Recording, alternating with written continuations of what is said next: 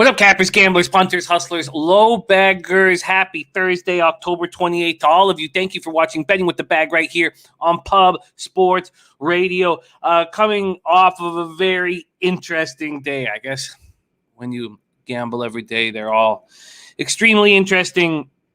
Last night was very, very interesting. Wham Bam came on the show and went 2-0 with a push. 2-0 brings his record to 5-1 plus 4.4 units, average line plus 104. It brings our NBA experts record to 17-4 plus 13.28 units, which is just unbelievable. I mean, it's just unbelievably spectacular. The good thing is when cappers are winning and seeing their colleagues win, it just makes everybody that much sharper. Unbelievable record. Now, I had a bad day in NBA, and you're probably wondering, how could you possibly be losing in NBA this year if the guests you bring on the show are unbelievably spectacular? And one is that I don't straight tail, and I'm not going to. I want it to correlate with my breakdowns. And yesterday, obviously, there was mistakes made. The Blazers first quarter and first half, 2 losses when they win a game by 25. I mean, obviously, it was poorly bet when they destroy the Grizzlies and I lose those 2 bets. Celtics -4 was just, bad capping, thinking that they're going to bounce back when maybe they're incapable of doing that at this point in the year with their new coach. Then Sacramento Phoenix first half under 114 was a push. It looked very good after a 52-point first quarter, and, of course, there was a basket with 2.6 seconds left. The Thunder +6 was a winner. It's an ugly start to the year, and I expect I will be able to change it. I did get a huge goal with 0.7 seconds left by the Flyers to cash my Flyers first period of +135. It was a huge turn in the night for me financially, and thankful for it. But NBA really threw me into a, dark place. Why don't we say dark place? And I'm very excited about having Dutch Boy Fresh on the show. And if you guys are sitting there going, stop being an idiot, just tail these guys, I get it. And, it's just not how I do things. And I will deal with those consequences. Now, saying all that, I'm very excited to be here with this Thursday card. We're going to start with NHL. We're going to bring in Dutch Boy Fresh for NBA and NFL, and then we're going to go into NCAA football. Thank you guys all so much for joining us. It is great to see all of you. Sammy Calmer first in the chat. 15-6 start to the week, and he's on Napoli -1.5 is his best play of the day. Dan Kelly in the house. Love capping with Dan. Says you should probably stop betting if you were on the Nets and the Lakers last night. I was on neither, but I felt like I was on both with the performance I had last night. Real Deal Prime in the house says, I'll pass along the dealer's hand. St. Louis beats Colorado. We're going heads up on that one. St. Louis home team in 4-0, while Colorado 2-4. Take the value, St. Louis tonight. I find it very well. There's 2 angles that I'm against here. In Real Deal Prime, stick with your gut, go with your plan. But having Ryan O'Reilly, the do everything centerman, out with COVID, for the next at least 10 days is a huge loss. Then having Brandon Sayad also out is a loss. He's out with COVID as well. So you got 2 top 6 forwards out with COVID. You also have that 5-0 record that Colorado is staring at, that they want to put an L under that loss column. And also, Colorado's going to have absolutely no compassion for the Blues COVID issues because they had to go through that themselves, and they're sitting here 2-4. So I hear what you're saying, but I'm quite comfortably on the other side with Colorado -1. But stick with your plan, believe in yourself. You're a great capper, and I believe we went head-to-head last night. We've gone a few times, and you won with Vegas. I believe that was you on Vegas when I was on Dallas, and you've been on Buffalo when I've been on the other side. So trust yourself, but I'm quite confidently on the other side of you, in that spot. Nutflush Allen, Jazz team total over 115 and -110. Is it really? Because I had Has it gone up to 115 here? Tell me it hasn't. Fuck, man. It was at 114 and a half minus 120, and I meant to bet it before the show started.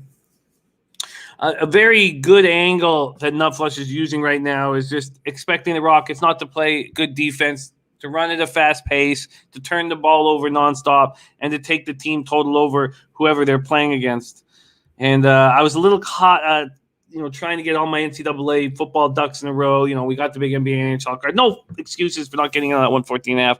I think that's a great look. I think that's a great look. And doing the same thing with the Lightning team total over. Heavy juice on Arizona team total over 1.5, which has my thoughts. I can't wait to break that game. That'll be the first game we break down. And then I've got to move quickly. One thing about the Coyotes and doing anything offensively is that Nick Schmaltz is day-to-day with an upper body injury, and Ryan Zingle got hurt. They both got hurt in that game against the Panthers. So here you have a team devoid of talent and depth, losing their number one line centerman and two of their top six forwards. So my plan was to actually take the Coyotes first period, but after capping it, I just can't touch them at all. And Schmaltz did finish the game, but they say he's unlikely to play here. So I want to bet that Jazz. I'm going to try to bet it at some point during the show when it doesn't take too long. There's Ick Schnizzle in the house. Dan Kelly says, Bulls down to -1. Some wise guys give value to whoever is playing. The Yanks are giving the Bulls some value tonight. Interesting spot. This Bulls team sitting at 4-0 with the Knicks coming into town. I guess we meant Knicks instead of Yanks. And Sammy Comer locked in the Bulls last night. There's Viper NB in the house. Elio ready to get to work. Eric Jones, Cab, Trot Wam, now 5-1 on the show, plus 4.4 units. I mean, these guys are they're just spectacular cappers, and we're so lucky that we get to work with them. J-Dub.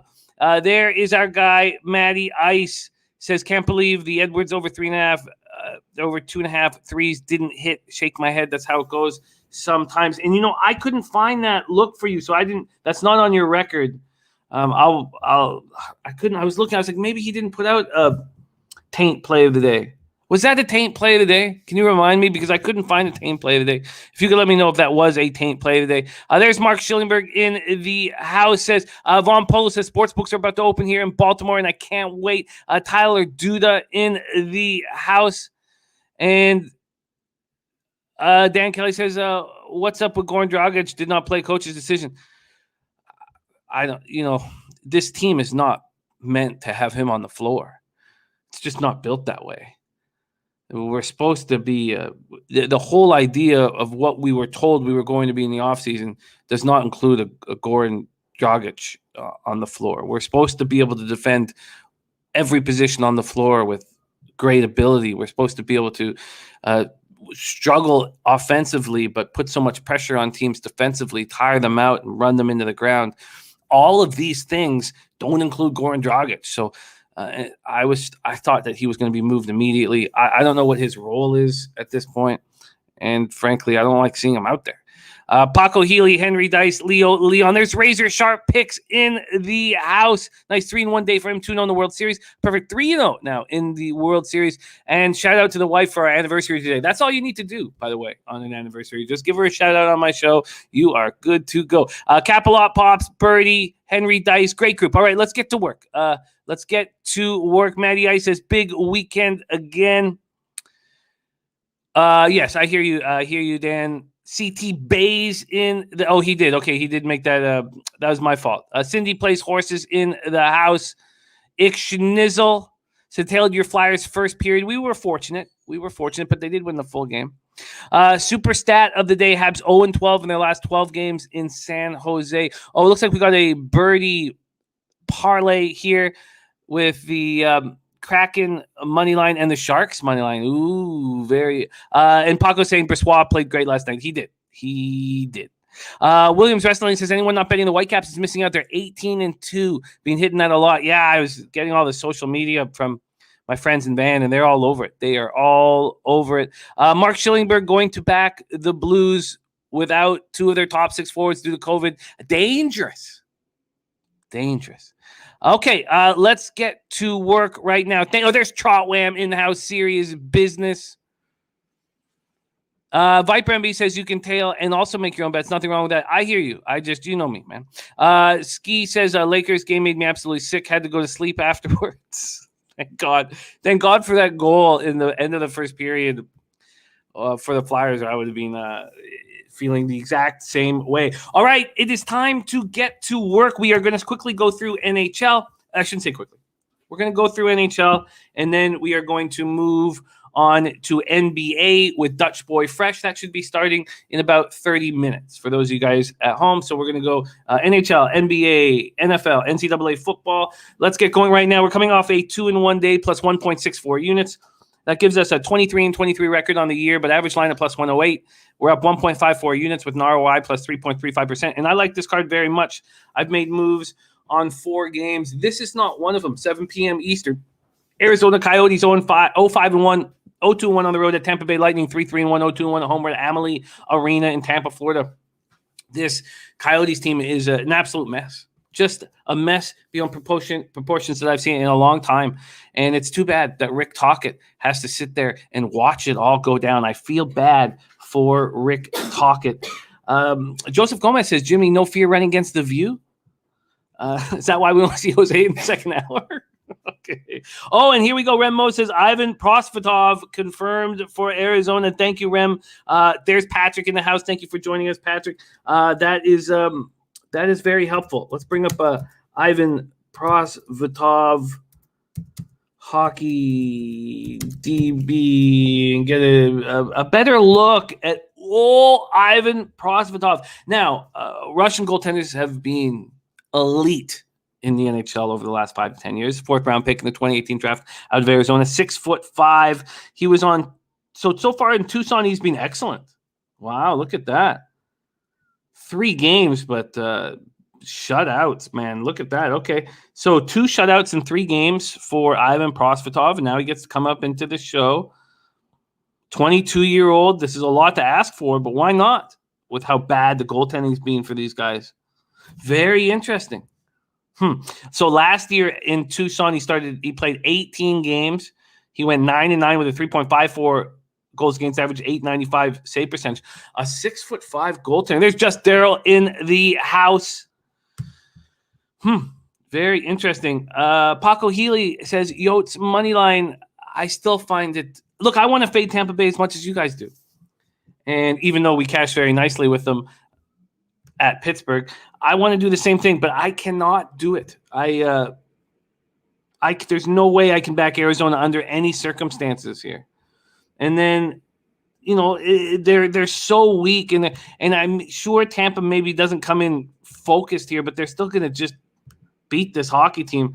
I don't want them. -1.5 and -125. Look, I don't want them. I don't want them.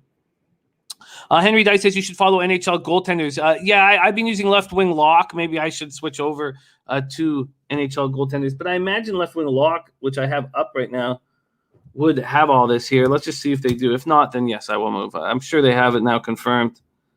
Here we go. Do they have? Yeah, they have it here. So I like to stick with the spots that the sites that I've used for a long time. JSG said Blackhawks found a way to blow a 2-0 lead from overtime. I don't know what the hell we're going to do with them. Okay, so let's go. Here we go with Vasilevsky, 2.78 goals against average, 904 save percentage. Listen to Arizona's special teams this year. Their power play, 12.5%. That'll happen early here. Their penalty killing is 35.7%. I've never said that out loud at any point on any show I've ever done in my life. No team's penalty killing has ever been hitting at 35.7%. Ever. I mean, I just can't even believe I'm saying that. I just feel so bad for Rick Tocchet. Tampa Bay's power play is being weak, 13.6%, but their penalty killing is at 83.3%. The Coyotes started this road trip with a 5-3 loss at Florida on Monday night. They tried hard. Look, they almost cashed the first period, which was a spot that I want to bet. By the way, if you take them plus a half in the first period, it's still like -125 and -130, which is ridiculous. Zingle got hurt. As I said, he's been moved to the injured reserve. Nick Schmaltz listed day-to-day due to the upper body injury that he suffered against Florida on Monday. It was Monday, right? Tampa snapped their 3-game losing streak with a 5-1 win at Pittsburgh on the second half of a back-to-back. This will be their third game in 4 nights. Kucherov out for 8 to 10 weeks. Look, I want to fade the Lightning. But, god damn, are the Coyotes fucking awful. Awful.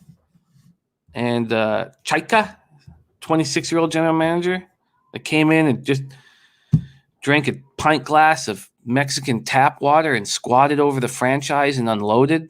Well, this is what you get. This is what you get when you hire a boy general manager. And the Leafs are finding that out now with Kyle Dubas, 41-year-old fanboy of hockey, doing a shit job. All right, we move on. 7 p.m. And look, I want the Leafs to suck. I've always wanted the Leafs to suck.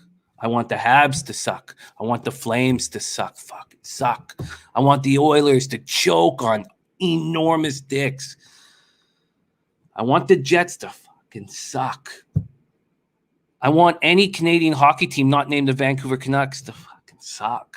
So I'm happy fanboys are running the Toronto Maple Leafs and that the astute Hall of Famer, spectacular hockey mind Lou Lamoriello was jettisoned. What fucking idiots. You deserve to reap all the shit that you have so perfectly dropped on your franchise. Okay. We move on. 7 p.m. Eastern, Calgary Flames at Pittsburgh Penguins. Flames 4-1-1, 4-1-0 on the road. The Penguins 3-1-2, 2-1-1 home. And I'm sorry, I'm not even giving you guys market moves. Sorry, I get so caught up in NHL, just my own bullshit, just waxing poetic like some asshole that I don't even give you the pertinent information. So here we go. In the Arizona-Tampa game, this total opened up at 5.5 at -112. It's an 8-cent move at Pinnacle. And the money line here in the game, Tampa opens up at -300. They're now -301. I don't really know how anyone could have a ton of confidence backing this hockey team. And then we go to the cash flow here. Again, we're going to start with NHL. We're going to bring on Dutch Boy Fresh, move on to NBA, and then NFL and NCAA football. So here we go in that spot. There's 2,269 tickets in. We don't know. We only have the tickets at this point, 89% of the tickets on the Lightning. We don't know, and that's money line. I mean, it's just stupid. Then we have, for the total, 60% of tickets on the over, 73% of cash on the over. The next game we're going to talk about is the Calgary-Pittsburgh game. This started with Pittsburgh at -111. It's now -119, and it looks like Sidney Crosby will be making his season debut tonight. That's why the market is moving in that direction. This would be a spot if Viking Alberta's the pride, the family that put Viking Alberta on the map. If Sutter wasn't coaching this Flames team, I would think, look, they're 4-0 on this road trip. Well, we've done the job. Let's just go in, play Pittsburgh, get on the flight home, feel good about ourselves. But Sutter doesn't allow anybody to half-ass anything. So I expect the Flames still to be good to go. And I would love to fade the Penguins with Crosby back. You want to fade a team when their star is back, but you want to fade a team that's coming off a shellacking from the Lightning. So it's just, there's too many mixed messages here for me to feel very comfortable. There's 1,538 tickets in, 58% of the tickets, 82% of the cash is on the Penguins. And then you have 59% of tickets, 70% of cash on the over. Mr. Nimbus in the house. Cindy Plays Horse says the ballad curse and the fire shanty chant is coming. You're absolutely right. It's coming. Mr. Nimbus says, need baseball. And Slatsy says, have you seen who's running the Canucks? Look, I despise Benning, Slatsy. You know that.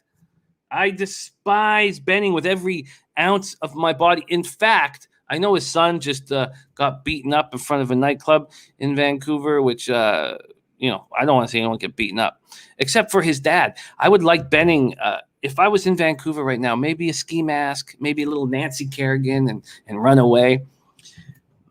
Okay, let's go back to this spot. PBG Paints Arena, Pittsburgh, Pennsylvania. Markstrom has been so good this year. 2-1-1, 1.99 goals against average, 934 save percentage, 1 shutout. Tristan Yari, 3-1-1, 1.78 goals against average, 933 save percentage. He's been very good. Calgary's power play has been excellent. Not 29.4% power play. Their penalty killing not so good. They don't, it's coaching, but you also have to have the right player personnel to take care of certain situations. They don't really have very good they don't have penalty killing specialists really in this roster, 79%. But look at Pittsburgh's special teams. This is without their stars. I mean, Sullivan is there a better coach in the NHL? Maybe, but he's elite. 19.1% power play, 93.3% penalty killing. So this will be the Flames' third game in 4 nights, fourth game in 6 nights, but Sutter's behind the bench. So these guys are going to be going full tilt. Sutter will say all the right things to get them to possibly come home on the airplane 5-0. I still can't move on. There's Maxwell Smart in the house. Says, if you like cupcakes, you should check out my cupcake preview on Chicago State and Maine. Love it. Maxwell Smart. And he's going to be jumping on the show as we move forward, as we get closer to college basketball. So the Pens coming off a 5-1 loss at home to Tampa. Crosby, full practice yesterday on the line between Guentzel and Rodriguez. Letang and Carter still on the COVID list. Brian Rust remains out with a lower body injury. Birdie says this game is about the number. Nuflashan says Caden won that first inning score. He's known to cash tickets. He is known to cash tickets, man. Yes, Slats, I'm with you. I'm on the Knuckleheads tonight. But let's go to my first spot on the board. I'm on the Hurricanes -1. I feel bad for the Boston Bruins franchise. If they had have known that Krejci was not coming back this year, why do you sign Taylor Hall? Because Taylor Hall should send Krejci $2 or $3 mil. More than that, but he's a cheap bastard. He should send Krejci gifts every year. Krejci plays that last 20 games of the year in the playoffs beside Taylor Hall, makes Taylor Hall look like a competent, quality hockey player.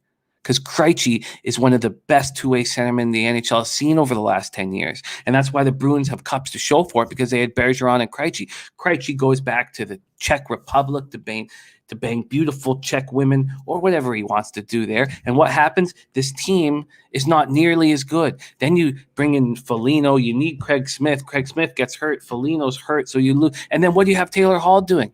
Fucking nothing. Not a goddamn thing. What's going to happen is he's going to be skating around in warm-ups. He's going to slip, and someone's going to skate on his face because he does that very, very well. Sucks to be a Bruins fan. This team is not very good. They have a perfect line, and they have McAvoy on defense, and they can't build a team around them. Well, then it's your mistake. Taylor Hall, what a fucking bum. What a bum. Now Bruins fans got to watch this guy fucking lollygag all over the ice. Lollygag. That's who Taylor Hall is. He's a lollygagger. Not only lollygagging on the ice, he's lollygagging at home in his bedroom. Fucking bum, Taylor Hall. Carolina comes in off a comfortable 4-1 win at home over the Leafs on Monday night. I want to fade the Bruins. Everybody is going to have a vividness of the Bruins being a excellent hockey team because they have been for so long, and they have the perfection line, and they have McAvoy. Let's see them come into Carolina on the second night of a back-to-back. Who cares that they lost the night before? I don't care. I wanted Florida to beat Boston because Florida knew that they were undefeated, and that feels pretty fucking good. And maybe you have this horrific sex assault hanging over your coach. But what do? You focus on the fact that you're undefeated. Now, thankfully, Rod Brindamore doesn't have any sexual assaults that he needs to worry about, but he did knock out Eric Lindros when Eric Lindros slept with, I can't remember whose wife now. I don't want to give false information there. But Brindamore gave Eric Lindros one of those concussions. Brindamore is going to have the Hurricanes ready to play. The Hurricanes want to go 6-0. I'm on the Hurricanes -1 at +129. I got -125 on the money line, and I got a puck line at +190. We move on to Avalanche Blues. I already gave you a little hint of how I'm doing it. I've got 4 teams all on the -1 line, all between +129 and +134. I didn't give you any of the market moves here. Carolina opened up -124. They're now at -133, and the 68% of the tickets are on Carolina, 98% of the cash. And that doesn't concern me that everybody's on Carolina. So we move on to Colorado, St. Louis. Colorado opening up at -116. They're now -125, a 9-cent move towards them. And they have 50% of the tickets, 64% of the cash. And we don't know what's going on with the total, but 58% of tickets are on the under. I would like Ryan O'Reilly on the ice. I would like Ryan. Mr. Nimbus says, how often does the puck line come into play because of empty netters? A ton. A lot of the time. When on my best hockey seasons, I only took puck lines, and the swings were just ludicrous. And maybe that's why, as you get older, you don't want these swings off of a meaningless goal. And I'm talking, when you do puck lines, you're talking about like $400, because my units are $200, so they'll be like $450 swings on an empty netter, and I kind of wanted to stay off of that. Okay, so let's go back to this Avalanche Blues spot. I'm on. Look, I don't like Darcy Kemper. I don't know how he's going to handle this. All this pressure being on such a good team. I don't know. Enterprise Center in St. Louis, Missouri. Jordan Binnington had an okay start. Their team's 4-0, 2.75 goals against average, 9.19. Oh, by the way, I didn't give you guys the special teams here for Boston. 18.2% power play, 86.7% penalty killing. Good. Look at Carolina's. This is how you win a cup. 31.6% power play, 90% penalty killing. For the Avalanche, their power play's at 9.1%. That's not going to continue. It's not going to stay. And Birdie's got to bounce. So he's on. Let me just copy this. Oh, he's hammering the Sharks. He is hammering the Sharks. I'm going to copy and paste that right now. Thank you, Birdie. I will get that right here above the Sharks game. And we are going into NBA shortly here. We'll be in NBA in 17 minutes with our guy Dutch Boy Fresh. So back to this Colorado spot. I'm on the -1 here. Look at St. Louis's special teams. 37.5% power play, 93.8% penalty killing. It's spectacular. And the Avs have not looked good so far this year. They've lost 4 of 5. They're coming off a 3-1 loss at home to the Knights on Tuesday. They've lost Samuel Girard, but Bowen Byram has stepped up, and god damn does he look good. Valerie Nichushkin is hurt. They're waiting patiently for Devin Taves to make his season debut, and it could be tonight. We thought it was going to be possibly on Tuesday night. He's a very good defenseman, a Corsi darling. So St. Louis keeps rolling. Look, they're coming off a 3-0 win at home over LA on Monday night. Now Ryan O'Reilly and Brandon Sayed are on the COVID list and will be unavailable for the next 2 games. So that's tough, man. Ryan O'Reilly does everything. He does everything. He even drunkenly drives into Tim Hortons and abandons the car and runs away very well. Doesn't get arrested and doesn't get anything on a criminal record. And he does everything well, this guy. Ryan O'Reilly wins Stanley Cups, hires the right lawyers, is a captain of a Stanley Cup winning hockey team. And now he's not playing.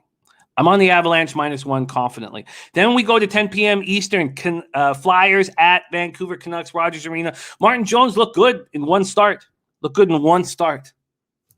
I need to see more of that bullshit before I believe it for a second.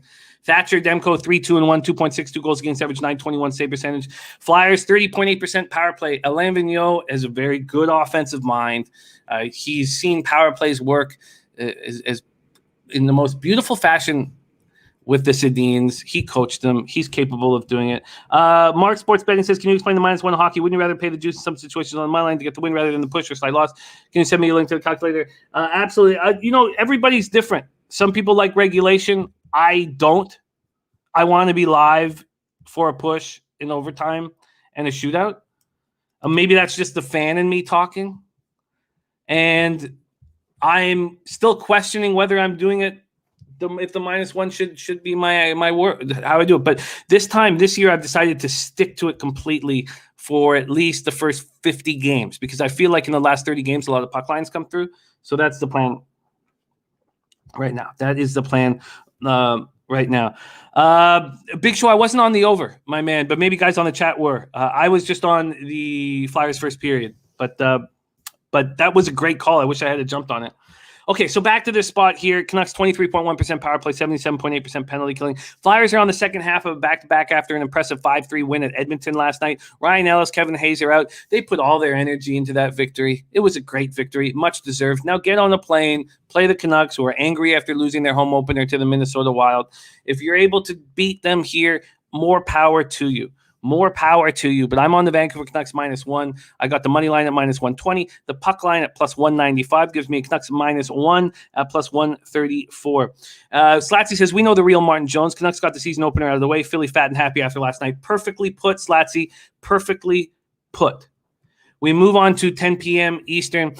Ducks -1 at +129. So this is the plan, and this plan could be ditched after one game.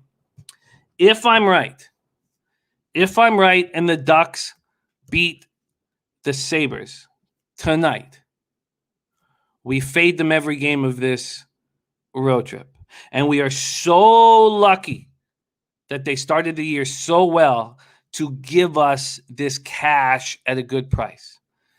These kids have a great start to the year. Now they come out to the West. It's sunny. They're feeling good about themselves. They're in the pool. And these teams they're facing need wins. And the Ducks just came off losing a 3-2 lead with 2 minutes left, with Nikolai Eller scoring 2 goals in 19 seconds. So the Sabres don't have Cody Eakin. The Sabres don't have Casey Middlestad. And look, they also don't have Jack Eichel, which we know. But those are supposed to be the top 3 centermen for this hockey team. How do they keep winning? A youthful enthusiasm only goes so far. And look, what am I supposed to sit here and go, Craig Anderson is a Vezina Trophy winner? He's played like a Vezina Trophy winner so far, 3-1-0, 1.76 goals against average, 944 save percentage. But it's just like the Martin Jones. It's like we could say, look, I know the real Craig Anderson. Is Craig Anderson going to be able to play 65 games for the Sabres while he faces 35 to 40 shots a night? I just don't see how it's possible. Jakob Silfverberg got hurt in practice yesterday. His availability is in question. Anaheim has lost 4 straight, and they have to beat the Sabres. So if the Sabres win, I'll toss all of this. There's Peter Loshak now says Sabres team total under 2.5. I still don't trust the forward makeup of the Ducks, Peter. If I had a free play on the team total, I would take it for sure. But this is not the Ducks that we remember. They're going to be higher scoring games, and I'm just not that comfortable with that. I'm much more comfortable on the Ducks -1, +129. I got the money line at -125, the puck line at +190. So this Anaheim opened up -126, now at -135 at Pinnacle. There's been a 9-cent move towards them, and we have here 1,336 tickets in. 52% of the tickets are on the Ducks, and they haven't shown us the cash. And 82% of tickets are on the over right now, and they're just a different team. There's Sharon in the house. Great to see you, my guy. Okay, so a real deal prime says Sabres not about the name in the back, it's what's in front. Look, we're trying to get out of Parkdale. And at this point, it might mean if we want to actually move into a house with the family, we're probably, we have to leave Toronto. And we're looking at Niagara Falls. And if I'm in Niagara Falls, then I'm going to go to, 25, 30 Sabres games a year. And I will cheer on the Vancouver Canucks expansion cousins. So I like the Sabres. I just think this is a money-making opportunity for us. Let's move on to 10 p.m. Eastern, Minnesota Wild at Seattle Kraken. We had a spot where Birdie tweeted out that he was going to beat this market move on the Seattle Kraken. And he has. There's been a 9-cent move at Pinnacle towards Seattle. They've gone from +111 to +102. And look, the idea is that the Wild have COVID going through their coaching staff. So when is it going to hit the players? That was his whole plan. When is it going to hit the players? So let's just move over here, Minnesota Wild and COVID. And so they have 3 coaches out right now, but still no players have been affected. They canceled practice yesterday. We're still waiting. So at this point, Dennis Stressy says, wait, you're looking to leave the Pigeons? Yeah, I can't. We can't. It's 4 of us in one bedroom. We're losing our minds. Or at least I am. So we're in Climate Pledge Arena in Seattle, Washington. Cam Talbot has looked very good this year. 2.55 goals against average, just a 906 save percentage, but he has looked good. Philip Grubauer has not looked good for the Seattle Kraken. I'm wondering if he's capable of being the guy, Minnesota power play 18.2%, penalty killing to 69.2%. That Dean Evason's not going to allow that shit. That guy is so intense.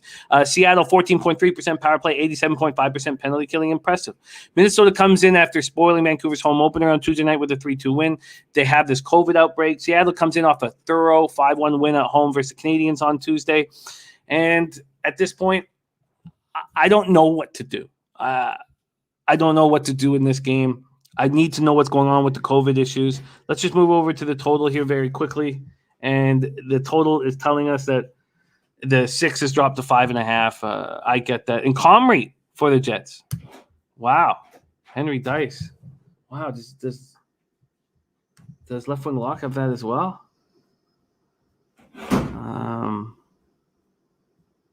Yeah, Eric Comrie. Wow. Eric Comrie. What are you going to get from Eric Comrie? I mean, he had to fight so hard to get that job. Let's just go to get this set up for when we have Eric Comrie on this. Okay, so we'll break that down here shortly. All right, that's next up. Why don't we move right over there? Date Dogs on Seattle money line and the over 5.5. Rambo's brother is on the Seattle money line. 8 minutes away from NBA. Schnizzle says, I just moved to a better part of the hood myself with the kiddos. Nice, not to constantly worry about someone stealing my shit and have my own space. Fort Erie's right there. The casinos in Niagara Falls are right there. I don't know if it's going to happen, but we're on the look right now. And Nilo, our low bagger Nilo, is our real estate agent, which is great, man. Keep it in house, keep it in family. Okay, so next up we have Jets, Kings, and no Hellebuck. So we have Eric Comrie here, the second round pick of the 2013 draft, and it's taken him years to win this job. Think about the guys that have tried to have this job. Hutchinson tried to have this job. Laurent Brossoit, who was in net for the Vegas Golden Knights here. This guy has been around. I mean, look at this guy. I mean, this guy's had 12 years in professional hockey, and now he's getting his chance. 9 games in the NHL for Eric Comrie, and now he's getting his chance. These are the guys that really scare me. These are the guys that scare me, the guys that have earned this opportunity. So they've handled the difficulties of playing without Blake Wheeler and Mark Scheifele, who are out with COVID, very well. They won their third straight game, 4-3 to Anaheim on Tuesday night. The Kings come in losers of 5 straight, coming off losing badly in back-to-back games at St. Louis. Drew Doughty out 8 to 10. Thank you, Cheshire. Drew Doughty out 8 to 10 weeks with a knee injury. Real Deal Prime says Peterson not impressive. Peterson has not looked good so far this year, but I imagine that could change. I imagine that Winnipeg is going to play really tight here with Comrie in front of him, and I wonder if this moves to 6. We've seen a 14-cent move to the over. I wonder if everybody sees that Comrie's between the pipes and wants to take the over, and I wonder if we can get a 6. If we can get a 6, I will happily jump on the under in this spot. 1,147 tickets in. All the tickets have come in on the Kings so far, which sort of was my plan, but not with Comrie in net. You could see the team, rallying around this guy who's earned this opportunity. 83% of tickets on the over. I would like to go opposite that. Nate Dogg says, come to Hamilton, Jimmy. No, I need, there's certain things I need. I need to be close to professional sports. So there's only 2 cities in Canada, in Ontario, I should say 2 cities in Ontario that I could move to. That's Windsor or Niagara Falls, because then I have Detroit and Buffalo right across the street, and that's imperative. And then I need a major casino, and so that's all I need. I need a giant casino. I need professional sports teams, and that only gives us 2 cities: Niagara Falls and Windsor. Okay, so there's San Antonio, Texas. If we move to the States right now, it'd be Vegas, and my dual citizenship is almost done, but there are some issues that come up with that as well, because I have a family of 4. So, and there's Nilo, work in progress. There's my real estate agent right there. And Schnizzle says Cleveland ain't too far either, my guy. Oh, that's just getting me closer to Cleveland for sure. Okay, so there we go. Jets Kings, very, very interesting. This was not a spot. The Comrie move makes me interested. If this gets to 6, I will try to get underneath it. Damon says he'll gladly adopt the Bag family. Thank you. All right, so then we move on to the last game on the card, Montreal Canadiens at San Jose Sharks. And at this point, I don't know what to do with the Canadiens. And I don't believe the Sharks are as good as their record indicates. But we have Birdie saying San Jose money line, San Jose regulation, San Jose -1.5 against these Canadiens. And Montreal special teams have been atrocious. 8% power play, 64% penalty killing. You have to think that will change. San Jose's power play and penalty killing have been good as always, 25% power play. And that's, with Burns and Carlson back there, you have to think that will always be that way. And then 85.7% penalty killing. And with Marc-Edouard Vlasic and Logan Couture, players of that ilk. And their third line is, you got, who's on their third line, right? Don't they have, on their fourth line, they have, what's it called? The shorthanded specialist. What the fuck is wrong with me? On third line, they have Benino. I mean, he's great on penalty killing. I can see name, but I can't pull it out. My fault. But it's no surprise that their special teams are good. Montreal opened this Western road trip with an ugly 5-1 loss at Seattle. No Jake Evans, no Joel Edmondson. For the Habs fans and for Slatsy out there, and I know we're going to go into NBA right now with our 3 minutes with Dutch Boy Fresh, but does that Stanley Cup run remind you of the 2006 Oilers Stanley Cup run? Because that Habs Stanley Cup run had Shea Weber and Carey Price leading them to the promised land. And in 2006, you had Chris Pronger and Dwayne Rollison leading them to the promised land. And Pronger fucked off. His wife wanted to be in the States, and Rollison was magic and then no longer had that magic. It does sort of remind you of all that. Billy Friedrich says, has Jose been assigned his next movie? No, we're still working on what his next movie should be. That we have a bunch of interesting options. So if you guys have any, please let us know. We give it to him every Friday at this point. All right, I'm very confident in my 4 spots in NHL. Confidence doesn't necessarily mean you're going to get that cash, but I'm very confident in them. Let me give you all of them right now. So I've got 4 -1s, all between plus 129 to plus 134. And I'll just give them to you right now. So I have, starting from the beginning, I have Hurricanes -1 at plus 129. I have the Avalanche -1. I believe that's like plus 132 or plus 134. I have the Canucks -1 at plus 134 and the Ducks -1 at plus 129. Thank you, Ryan Scahill, my man. And Peter Loshak says, does Montreal suck completely or not? No, they don't suck. Sure, you're as good as what your stats tell you are, I guess. So if you read their stats, then they suck. But they don't suck. And they will get better as the season goes on. I don't know how long that will take, and I don't know what will happen here tonight. They're a very tricky team to cap right now. But they don't suck. And we knew that Suzuki was going to hold the weight of his contract on his shoulders. But we've seen what Suzuki can do in a full Stanley Cup playoff run, and I was very impressed. I didn't think he could do it. I think he couldn't handle the battles, and he could. Cole Caulfield, look, there's a ton of pressure on these kids. So Josh Anderson is an excellent forward, such a big, fast skater, cuts to the net so beautifully. Toffoli is a great forward to have on that line with them. Do they miss Philip Danault? Badly.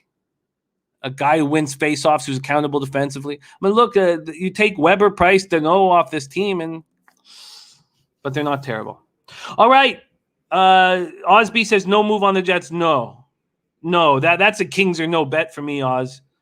The fact that Comrie has come in is the reason why I won't bet the Kings right now, and makes me want to try to go on the under 6. So, and Slatsy says they were actually talking about sending Caulfield down. I don't think that's a bad decision at this point. I don't think that hurts a player.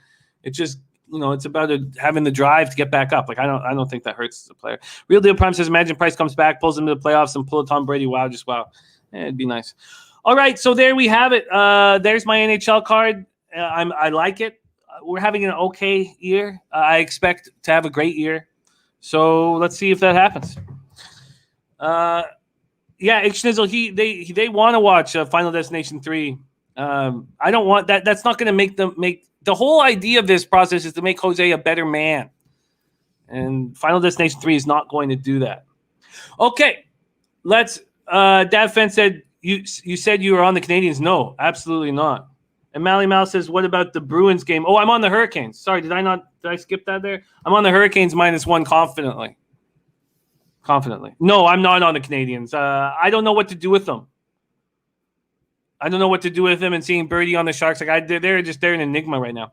All right, thank you guys so much for joining us. That is your NHL card. I'd love to know if you guys are cool with us opening with NHL each day, because it feels like right at the start of the show we don't have, we just have like the hardcores in the chat, and they love NHL. So please let me know and let Jose know if it's okay if we start with NHL moving forward, or if you'd prefer us not to. Let's move on to NBA. My God, does any show have better NBA experts? Does any channel have better NBA experts than pub sports radio.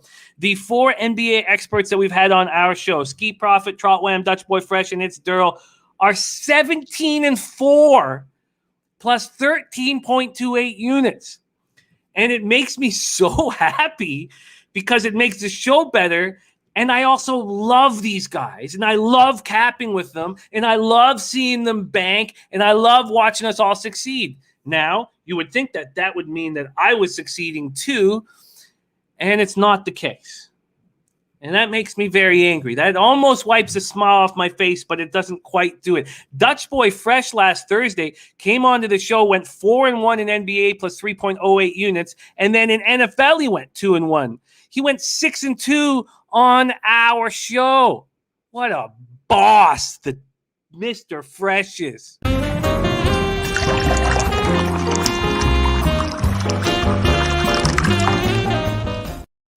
Dutchy.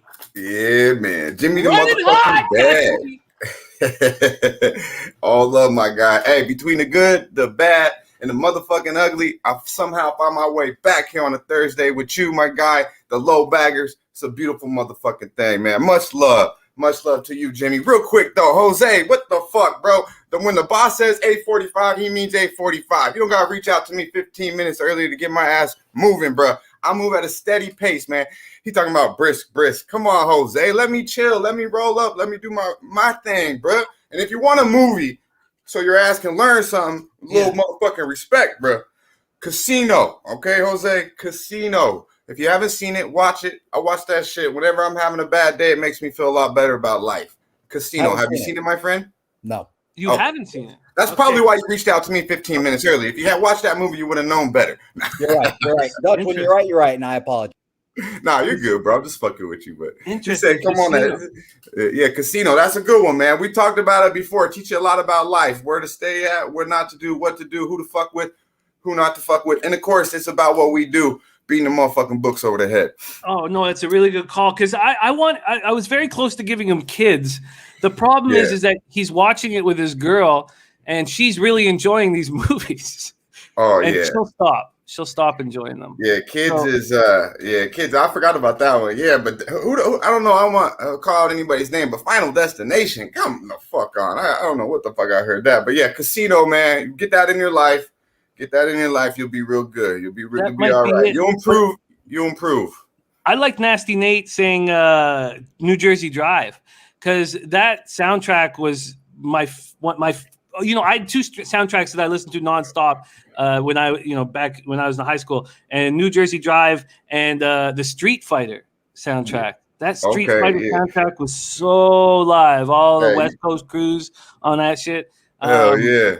You know, Nate Dogg's a real one talking about New Jersey Drive. Hey, hell yeah, that's that shit. That's that shit.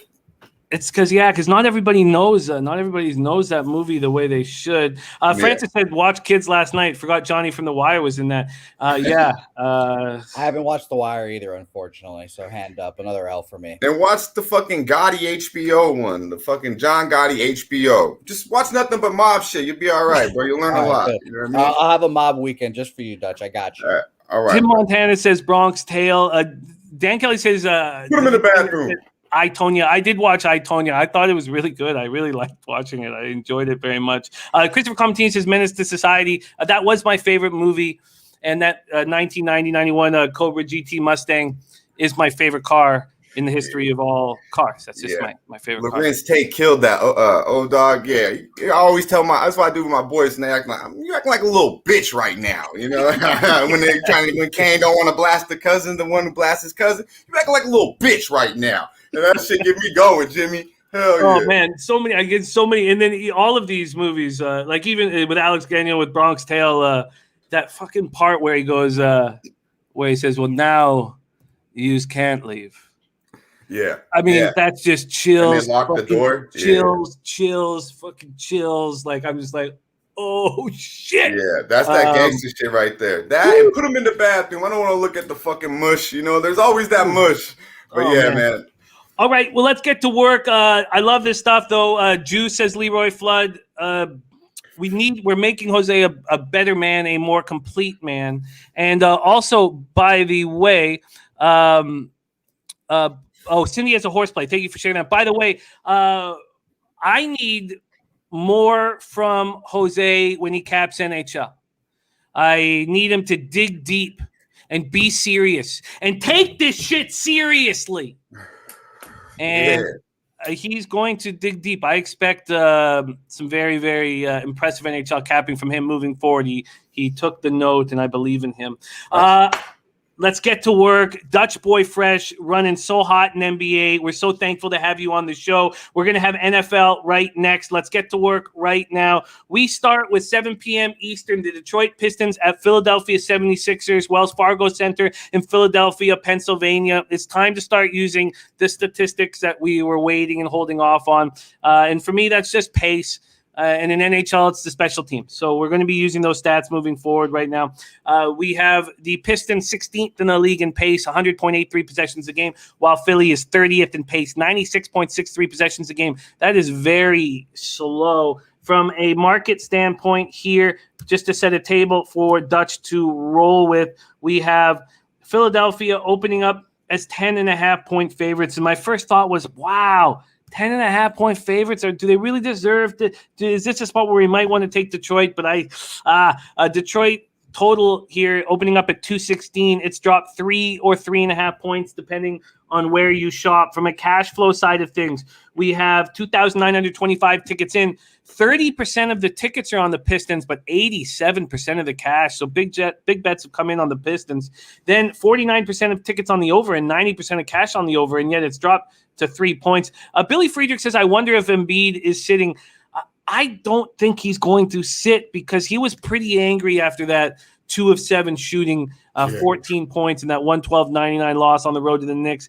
And he's questionable once again. But for whatever reason, hearing him talk and hearing that seething anger, obviously the knee's not good. We saw him get hurt in preseason, but I feel like he could – I feel like he might play and he might be angry. Nate Dogg's on Detroit plus 10.5. No Ben Simmons, obviously. Shake Milton still dealing with the ankle injury in this offense, just looking slow and stagnant. Pistons have not looked good this year. They started with 2 games, both losses to the Bulls, but they looked okay. But then that ugly 122-104 defeat at Atlanta on Monday. They've been doing this without Cade Cunningham. It looks like he's going to return Saturday versus Orlando. And then you have Jeremy Grant with this left elbow infection. He didn't play in that game against Atlanta. Olnick and Sadiq Bey led the Pistons with 21 points apiece. They shot 9 of 33 from 3. They committed 14 turnovers, and that left elbow infection he didn't practice on Wednesday, and he's questionable to play tonight. Maybe Dutchie can shine some light on this spot. Detroit Pistons, Philadelphia 76ers, take it away. Yeah, real quick, Jim. I've been running real well in this show, and everyone else has as well for NBA. But we don't run from nothing. I had a real bad night last night. A rough couple nights in the NBA for me. So I'm hoping you'll do what you continue to do and bring out the best in me, Jimmy. And we'll get right back in the black, my man. Respect. So when it comes, yes, sir. But I'm still very profitable right now in the NBA. Numbers is key, but we don't run from bad nights. Yeah. Yesterday it was a rough night. Touch knife. Yes, sir. But shout out to our guy.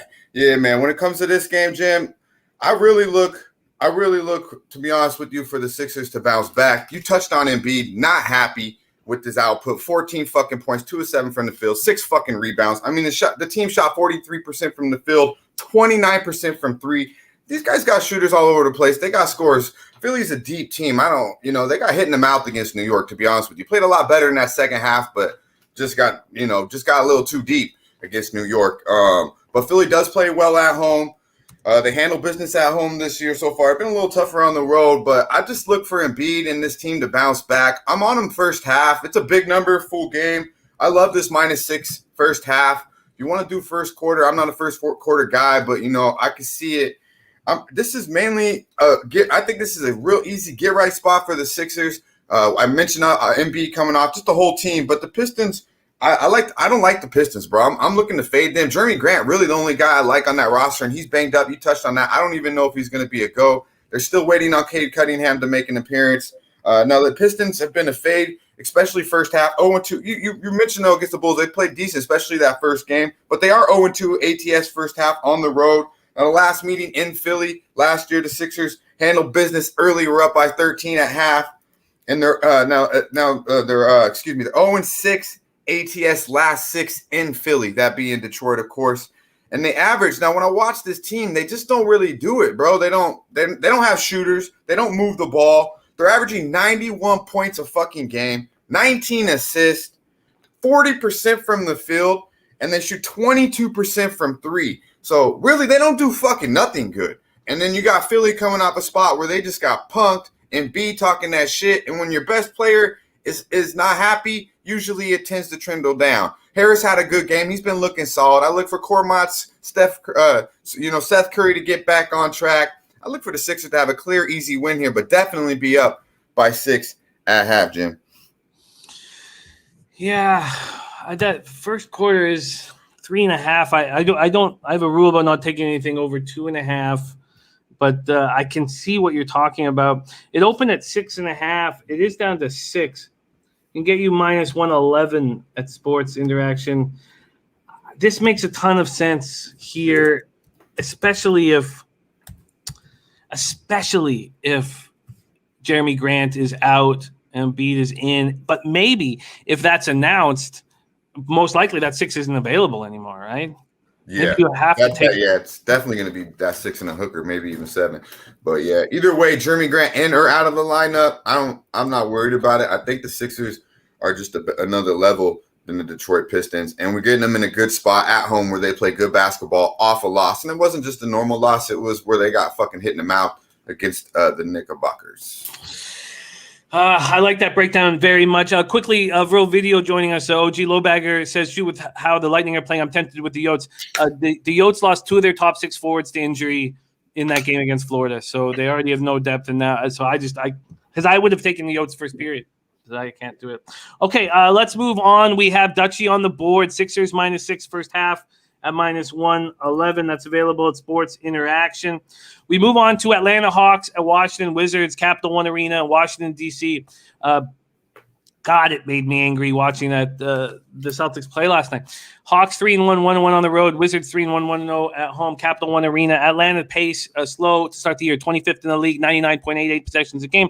Washington 15th in pace, 100.99 possessions a game. And then we move over to the market here. Oh, that's first half. Sorry, let's move over to the full game. We have Washington opening up as 2-point dogs. They're now 3-point dogs. Washington on the second half of a back-to-back. Both teams on the second half back-to-back, I should say. Washington total going from 224 down to 222.5. And then we have 4,249 tickets in. 17% of the tickets on Washington, 47% of the cash on them. Interesting. And then you have 70% of the tickets on the over, 66% of the cash there. Both teams on the second half back. Said that already. Apologies. Washington knocked off Boston last night, 116-107 in Beantown. Wizards got a season high 25-11 from Montrezl Harrell, 22 from Dinwiddie. Beal scored 17, but continued to struggle from the field, 7-25 from the floor, 0-for-6 from 3. DeAndre Hunter back on Wednesday after he missed Monday's game with non-COVID illness. He scored 13 points for the Hawks as they beat the Pelicans 102-99 in NOLA. 21 assists on 40 baskets, which is an improvement for them. Young scores 31 points. Second straight game to go over 37 assists, only 3 turnovers. John Collins, Clint Capella were 12, dominating the glass, dominating the front, 12 boards. Collins had 16 points. And the Wizards will be without Daniel Gafford. He helped to the locker room on Wednesday night. Gafford was due to undergo an MRI exam here on Thursday. Here we go. Dutchie, game 2 on the card. Atlanta opening up at -2, now -3. Take it away. Yeah, touch on that game last night with the Celtics, Jim. I was right with you. I was on the Celtics -4 and Jaylen Brown over 22.5. And boy, I could broke some shit. That shit was nasty. And talking about movies, I actually used this in the reference yesterday because Boston has been probably the worst team I bet on so far this year. I said New Jack City, talking about Nino Brown. I said if Boston did not handle business last night, I was going to treat him like Nino and cancel that bitch. And that's exactly what we're doing. So there's another motherfucking movie for your ass, Jose. New Jack City, my man. That's a good one, too. Mr. Nino Brown. Cash Money Brothers, I believe, right? Yeah, man. But yeah, on this game, Jim, I'm going to have a really, really good day, which I feel is coming. Or, what I'm saying? Because I'm betting these games, boss. I like the Hawks here. I really do. I think the Hawks they didn't play well last night. They really didn't play well. They didn't cover, obviously. We all know that. but they didn't play well. You touched on Trae Young and John Collins. Those were the only cats that did anything, really. Capella, yes, he did board. Bogdanovich, Cam Reddish, Herder, garbage. All three of them fucking garbage. Cam Reddish was MIA. Gallinari, okay. They did not play well, actually, in that game. Now, the reason why they won that game is because they held the Pelicans to 99 fucking points and out-rebounded them by 11, plus 12. Plus 12, or excuse me, plus 8 on the fucking, my bad, Jim. Plus 12 on the fucking offensive rebounds. So you see they're outworking them just completely. You touched on it. Capella and Collins, they're rebound. That's exactly what they're going to do tonight. They're going to out-rebound them. Wizards aren't that good of a team. I know they play well against the Wizards.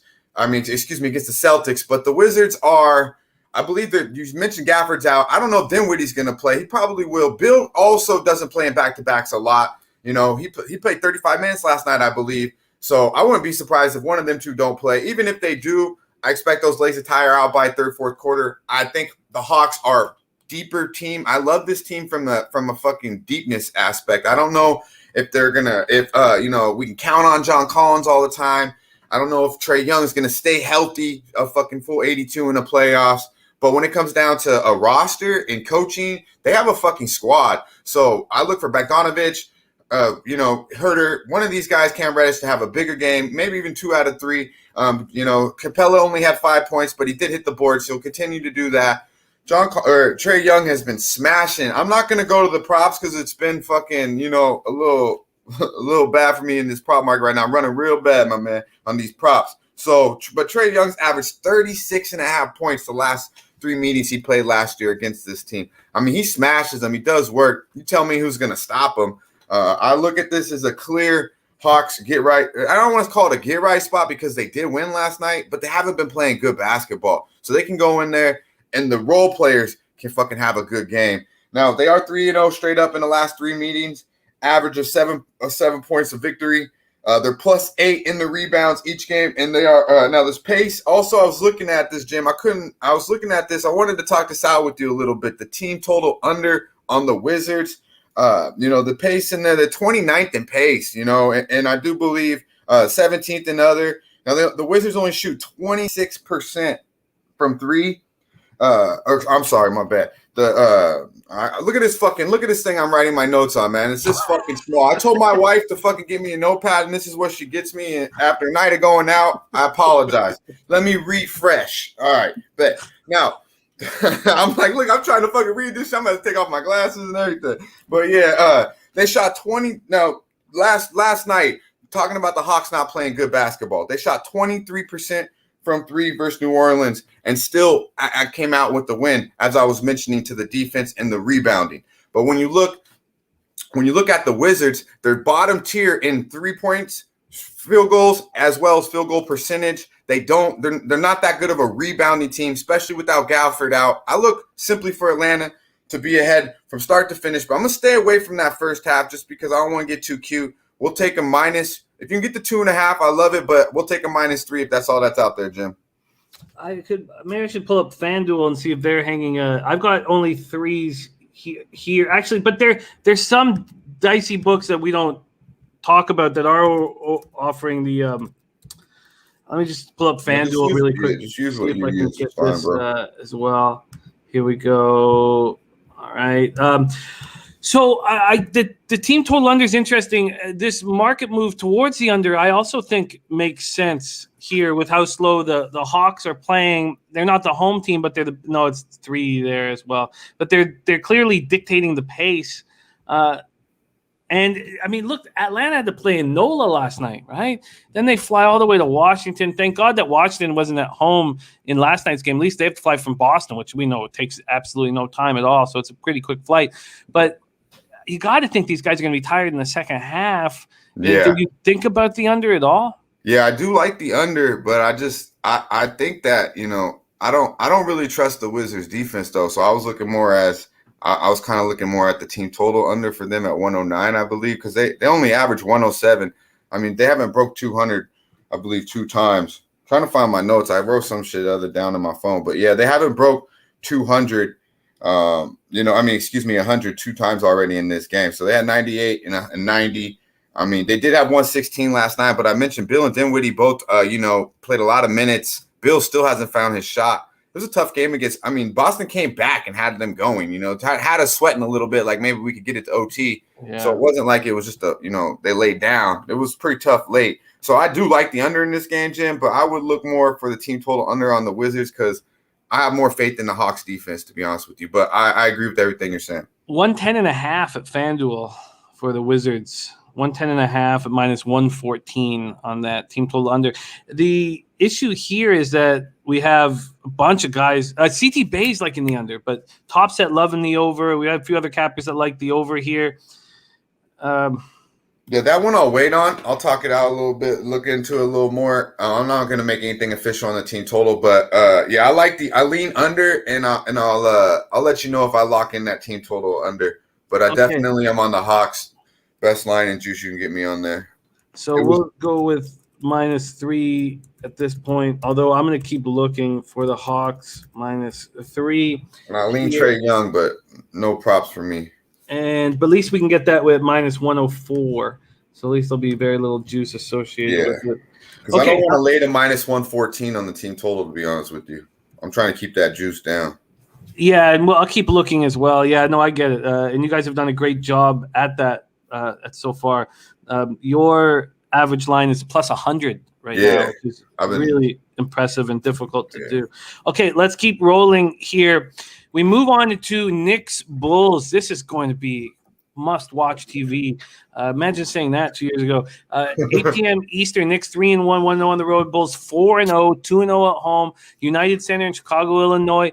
Both teams playing very slow pace. New York 27th in the NBA, 99.45. Chicago 26th at 99.75, just barely faster. Bulls are off to their first 4-0 start since 1996, and it's exciting. Everybody, everybody excited about it, at least up here, because we're huge DeRozan fans. Chicago opening up is 2.5-point favorites. That's moved to 1.5. Total's gone from 215 to 215.5, or 216, depending on where you shop. We have 5,976 tickets in. 51% of the tickets are on the Bulls, 63% of the cash on the Bulls, and it's moving towards the Knicks.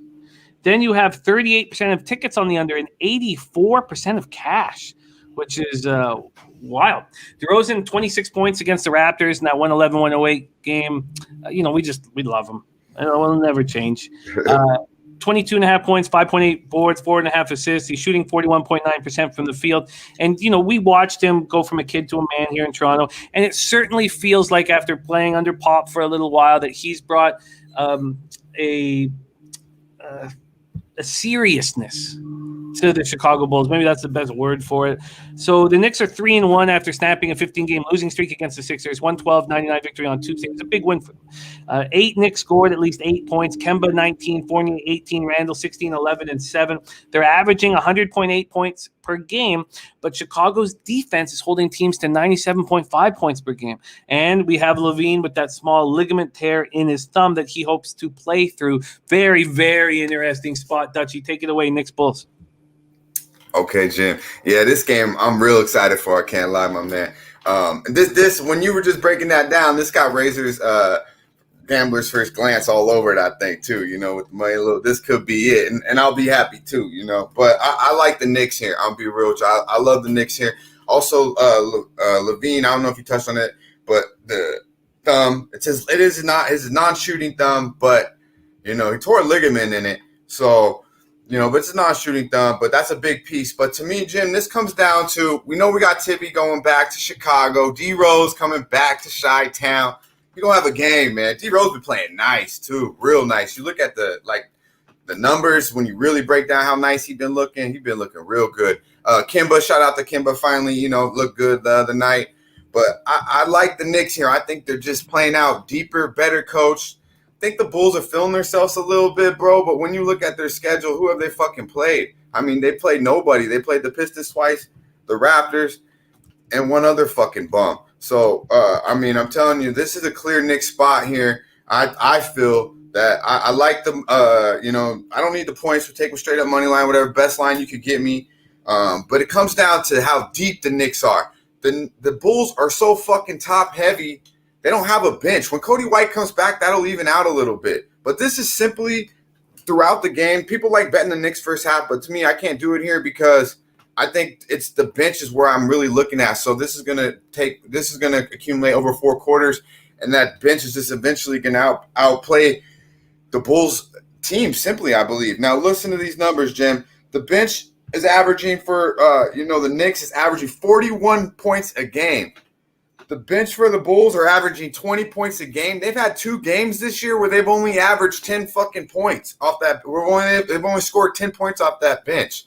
They're so top heavy, and now your stud, got a torn ligament in his left hand. I just feel like, yes, you're right. DeRozan has been playing nice, but this is still a new team coming together. They haven't been tested. It's been a cakewalk. It's like my Broncos in the NFL, if we want to use it. 3-0 fucking cakewalk, and look what happened after that. This is what we're kind of looking at the Chicago Bulls. All the hype, 4-0, 4-0. But who the fuck have you played, bro? You're about to play the Knicks, and they're a deep team, and they're a team that actually brings their fucking lunch pail to the game every fucking day. And I just believe they're simply better. Now, ATS, they're 6-2 in the last 8 meetings. I know we got different teams, but they just play well against Chicago. 14-5 ATS in the last 19 on the road are the Knickerbockers. They play well on the road, and they put money in our fucking pocket on the road. They're 7-1 ATS in their last 8 versus the Central Division. So the numbers to me are looking towards the Knicks are the play, and just the eye test is simply the Knicks are a better, deeper team and a more well-coached team. I think it will be a close game. I think someone in the chat said 103, 101, something like that. It will be a very close game, but the Knicks will pull it away. I look for Julius Randle to have a big game. He's averaging over 25 against these guys. Let's stay away from the props. Just going to look for Julius Randle to attack. Look for Fournier to hit some open J's. Look for Kimba to continue to stride. And, of course, DeRozan come off that bench, get his. They got Emmanuel quickly. They got Burks. Obi Toppin's been fucking playing above the rim. I mean, these guys are nice. Mitchell Robinson brings the defense inside. I'm telling you, they're deep. And they're going to get this victory tonight in Chi-Town, Jim. I love the breakdown. Makes a ton of sense. The market's moving really quickly over towards the Knicks, by the way. We can get you a plus 104 right now at Sports Interaction, but it's moved to at FanDuel, it's moved to minus 106. That's crazy. What's the line? Is it still a spread? Yeah. Would you like the 1.5?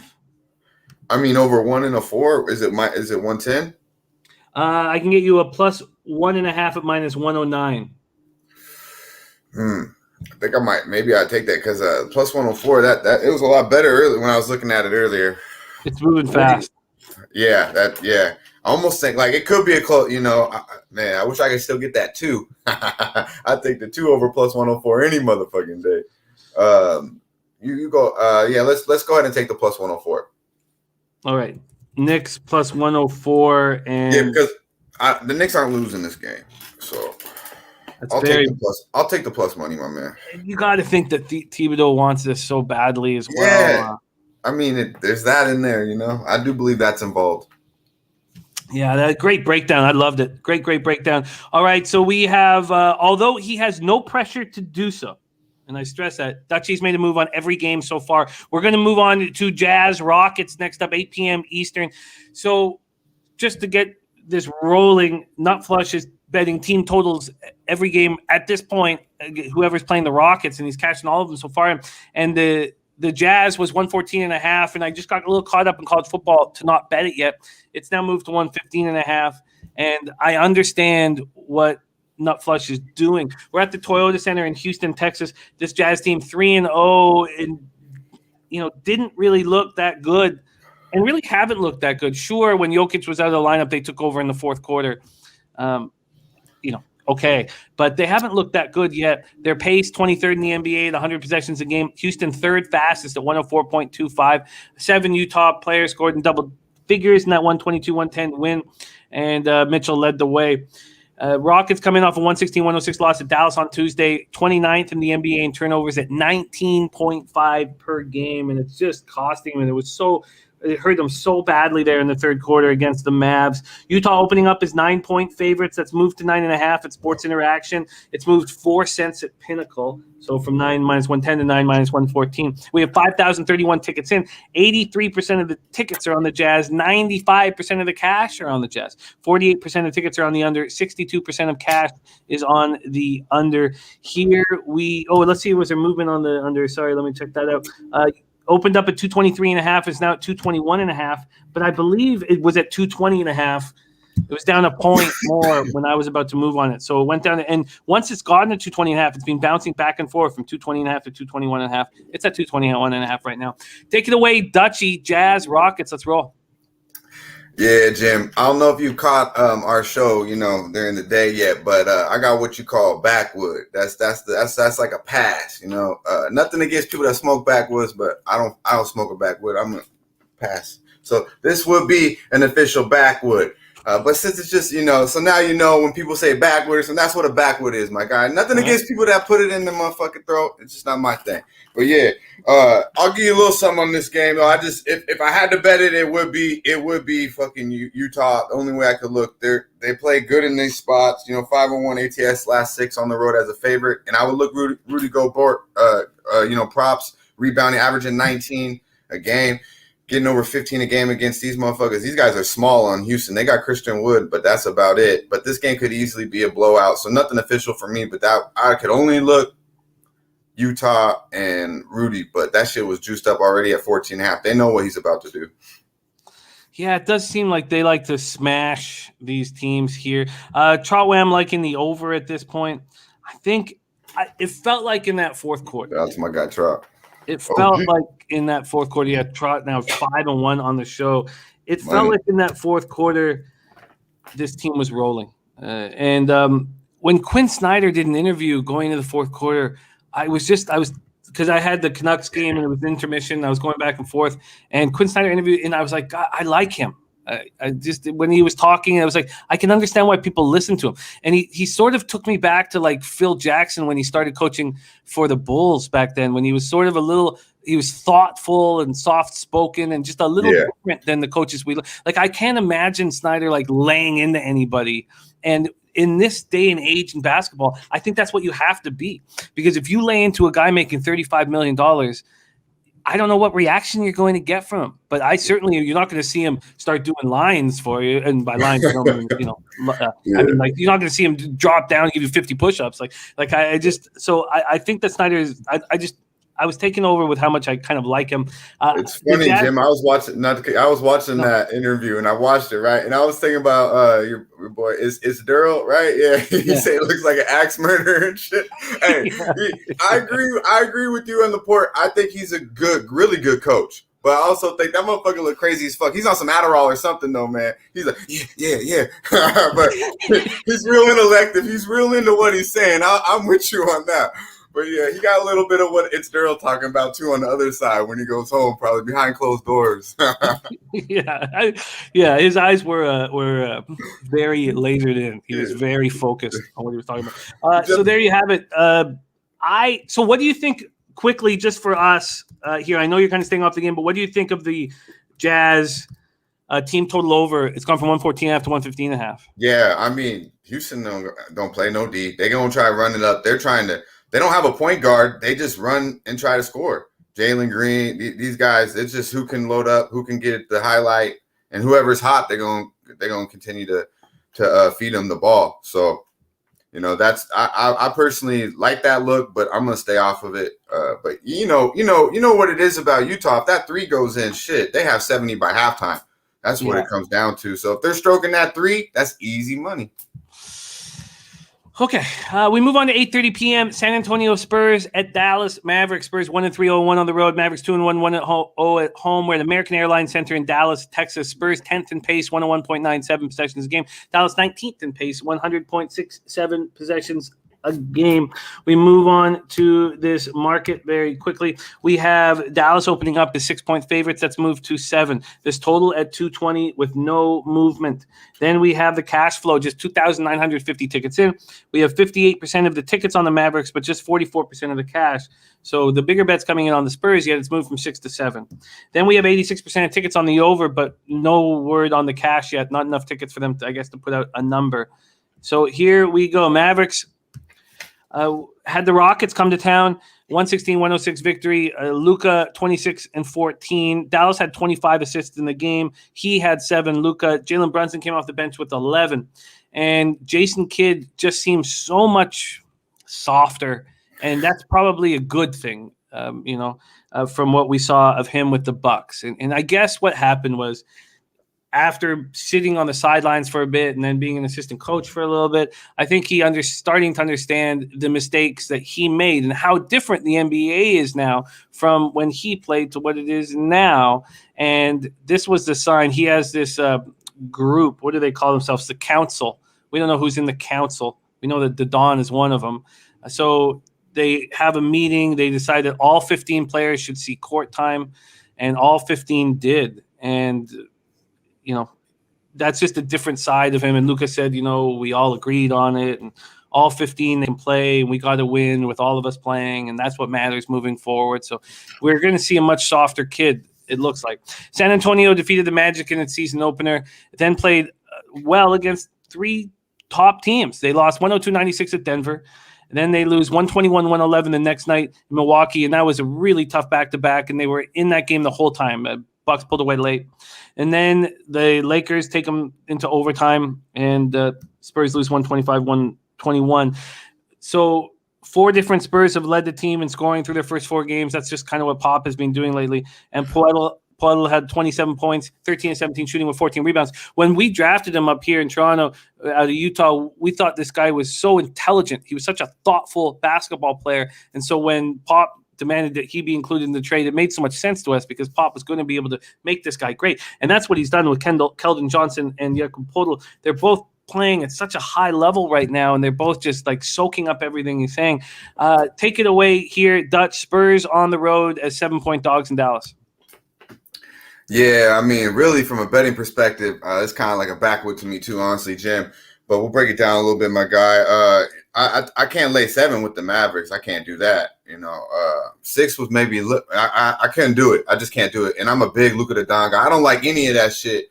I don't want to say any of that shit you're referring to about the 15, all that playing, all that kid shit. And you said the NBA, he's kids softer. That's better for the God damn it, that shit, man. This is what's come to, Jimmy. This is what's come to. We got soft spoken these motherfuckers. All we gotta do is have a little bit of respect, though, right?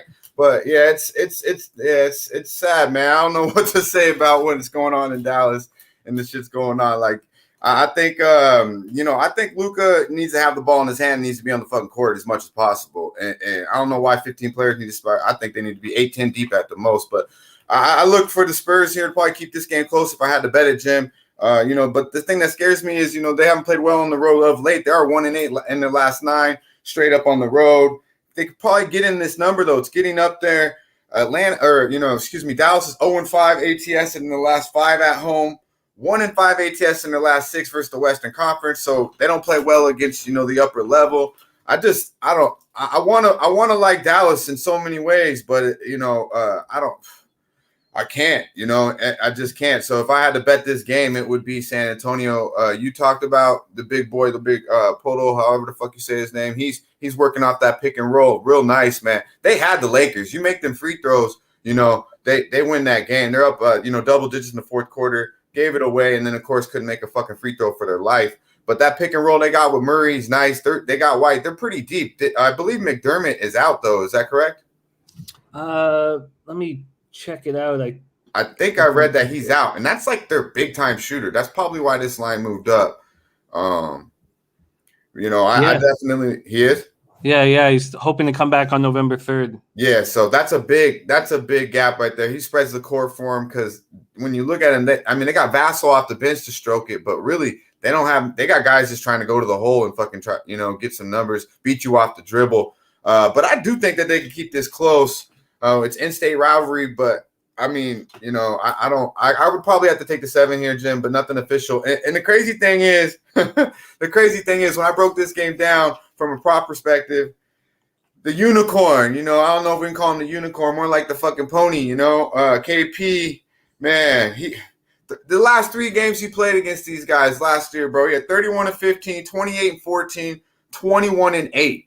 He's averaging 26.5 and 12 against these cats the last 3 games. These are all last meeting. I mean, you know we could get a good number on this dude, but do we have enough fucking balls and faith to bet the fucking pony? You know, I mean, he's even killing them. And you tell me, really, like, he could do what he wants, but it's a matter of, is he even going to show up? And he is coming off a fucking horrible game where he had 18-10 the game before this after he spoke out a little bit, right? He had 18-10, and then he comes back with 9-3 and 2 for 10 from the field.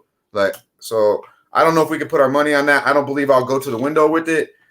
But I was looking at KP. It's like, damn, he gets off against these boys. Yeah, he can't be trusted. I don't know if he can be. Personally, I can't trust him. I get why you're off this. It does feel like a sharp line. It's 7. You have to imagine it's going to be around there. That total at 220 seems to make sense too. Let's move on. We got one more game before Dutch and I break down the Thursday nighter. Memphis Grizzlies 2-2, 1-2 on the road at Golden State Warriors 4-0, 1 at home. 1-0 at home. We're at the Chase Center in San Francisco, California. Memphis paced 14th in the association at 101 possessions a game. Golden State Warriors 6th at 103.63 possessions a game. We have Golden State opening up as 5.5-point favorites. That's moved to 6, and this total has dropped fast. Opened at 233 at Pinnacle, now all the way down to 229. By the way, Trot Wam saying it seems like a Spurs spot. I don't know. I do think because the Mavs did that, let's all hold hands together and jerk it thing. After that, they might feel good about themselves and they get the second home game in a row. I can understand why Dutch doesn't want to deal with it. Let's move over to the Grizzlies Warriors spot. 5,245 tickets in. 71% of the tickets are on the Warriors. 86% of the cash on the Warriors. Then 61% of the tickets on the over, 77% of cash on the over. And that is interesting. It's dropped 4 points and all this money's on the over. And we have this Grizzlies team without Dillon Brooks playing very little defense. And we have a Warriors team that had, that Curry can handle anybody. But he had Brooks all over him in those 2 crucial games, the 8th seed game and then the play-in game. The first one won by the Warriors, the second one won by the Grizzlies. And you have to wonder, are the Warriors angry about that loss that the Grizzlies fed them in that play-in game? So the Warriors are 4-0, and they've won every game despite being down at halftime. That's just happened once before in NBA history, the Clippers in 85-86, and Curry won't have to worry about Dillon Brooks. So Memphis is now near the is almost the worst in the league defensively without Brooks. They've allowed 121, 114, and 121 points in their first 3 games. And then last night, Portland came back with a 65-point second half explosion. God, that made me angry. A 116-96 win. I can't even fathom how I can be on the Blazers first quarter, first half, and Daryl can be on the Grizzlies full game, and we lose all those bets. It just makes me want to throw this computer through a window. The Morant, 17 points, 10 assists, 9 boards, but he committed 9 turnovers. You have to wonder if the Grizzlies try to tighten everything up, play a little bit more conservative, and not play as silly. Take it away, Dutch. Grizzlies, Warriors. Yeah, this game's tough for me, Jim. It really is. I wanted to look into it a little bit more. This was one game I didn't get to break down as much as I would like. One thing I did see, though, is, Steph been kicking that ass, man, against these boys. Now even with Dillon Brooks on or off the court, especially with him off the court now. But the last 2 meetings, averaged 42.5 points against these guys. He had 15 threes combined. Now he's only averaging 29 points on the season, only, right? But he's at 29, 8 and 6, or excuse me, average 8 rebounds, 6 assists, on the season. So he's doing everything. He really is. Now at home, he had a really good game at home. He had 45 points, shot 8 of 13 from the 3. His only home game this season. So I mean, Steph likes to do the shimmy at the house. I was looking at it though. It's like 32. That's 3 points over his average. Like they know it's 32.5, I think, Jim, on the prop market. Like they already know he's about to get his. I was hoping I could get it under 30, maybe even 30.5, but 32.5. Even though I'm trying to tread lightly with these props, like I see Curry going for 40 tonight, easy. I don't know though. I also see Morant could bounce back having a bad night. The 6 seems very appealing to me with the Grizzlies. I can't lie. Like I think the Warriors, they win but don't cover type of shit at home. I'm gonna look a little more into it, and if I do make anything official, I'll let you know, Jim. But I just think the Grizz played like shit last night. They should bounce back, play good basketball. Like you said, keep it a little more tight. Morant had nine of fucking turnovers. That's, he's gonna be thinking about that. He thought about that last night when he went to sleep. He's a fucking stud. I'm not looking at Curry to get in his way. Really, anyone from a defense perspective on the Warriors. Not that big down. No one really to protect the paint either. So I can see this game being real close. The Warriors pulling it out at home. But I expect Morant and Curry both to have big games tonight, Jim. Yeah, I think you're right. I think you're right about the bounce back spot. I wonder if it happens early with the Grizzlies.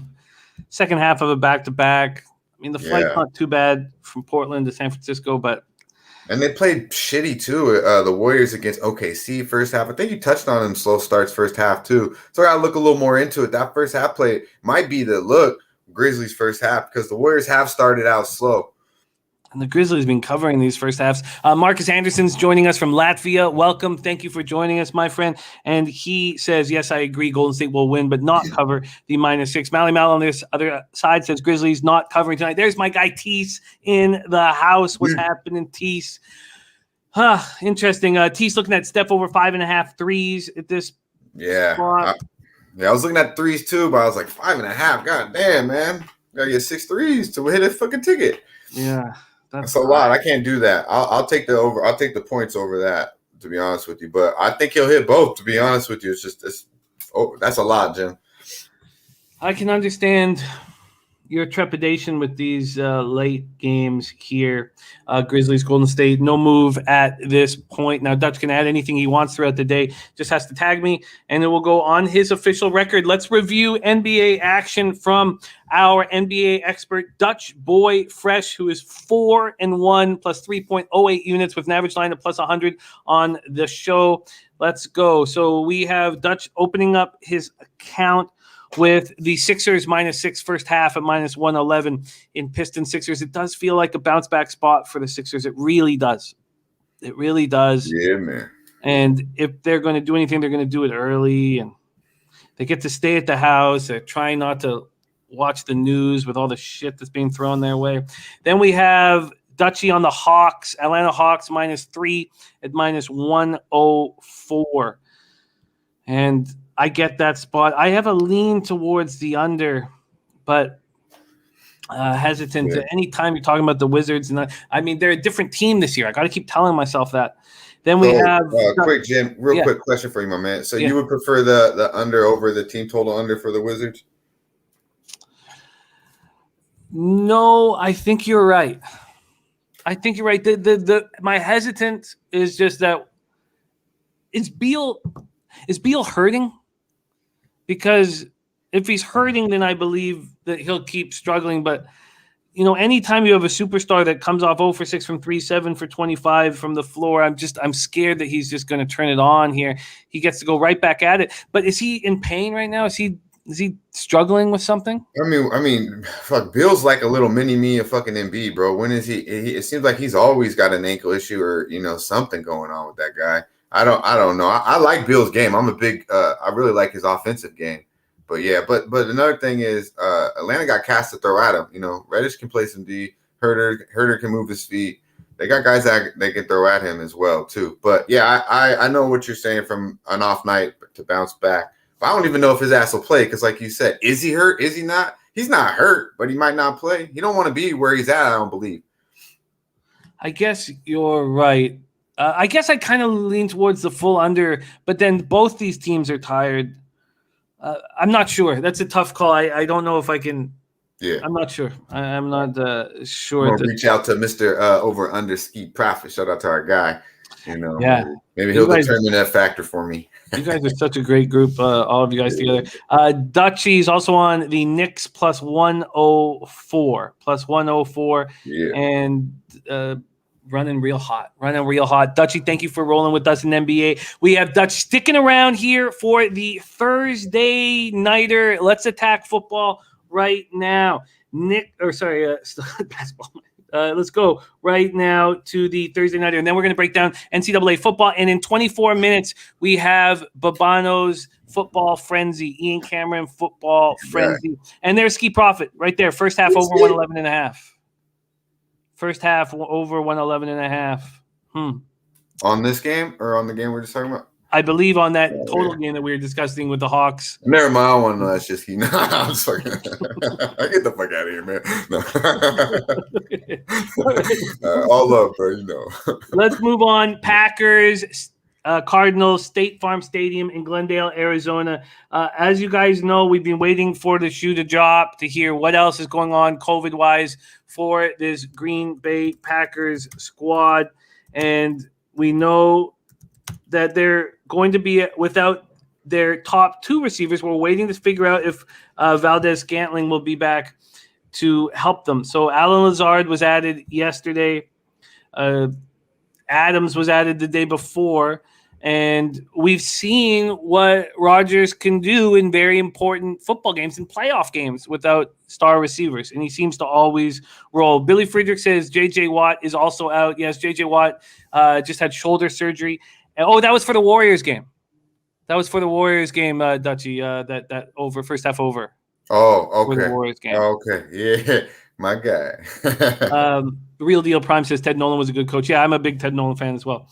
Okay, so let's break this down. We'll start with the market, and then we'll go into the cash, and then we'll just set a quick table for our guy Dutchie. But this table is pretty easy to set because it's all about these COVID issues for LaFleur and the Packers. So let's go with the line right now. It opened.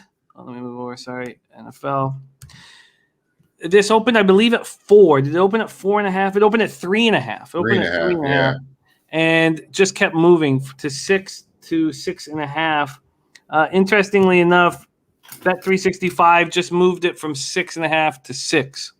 So that's interesting. I imagine that was going to happen. Paul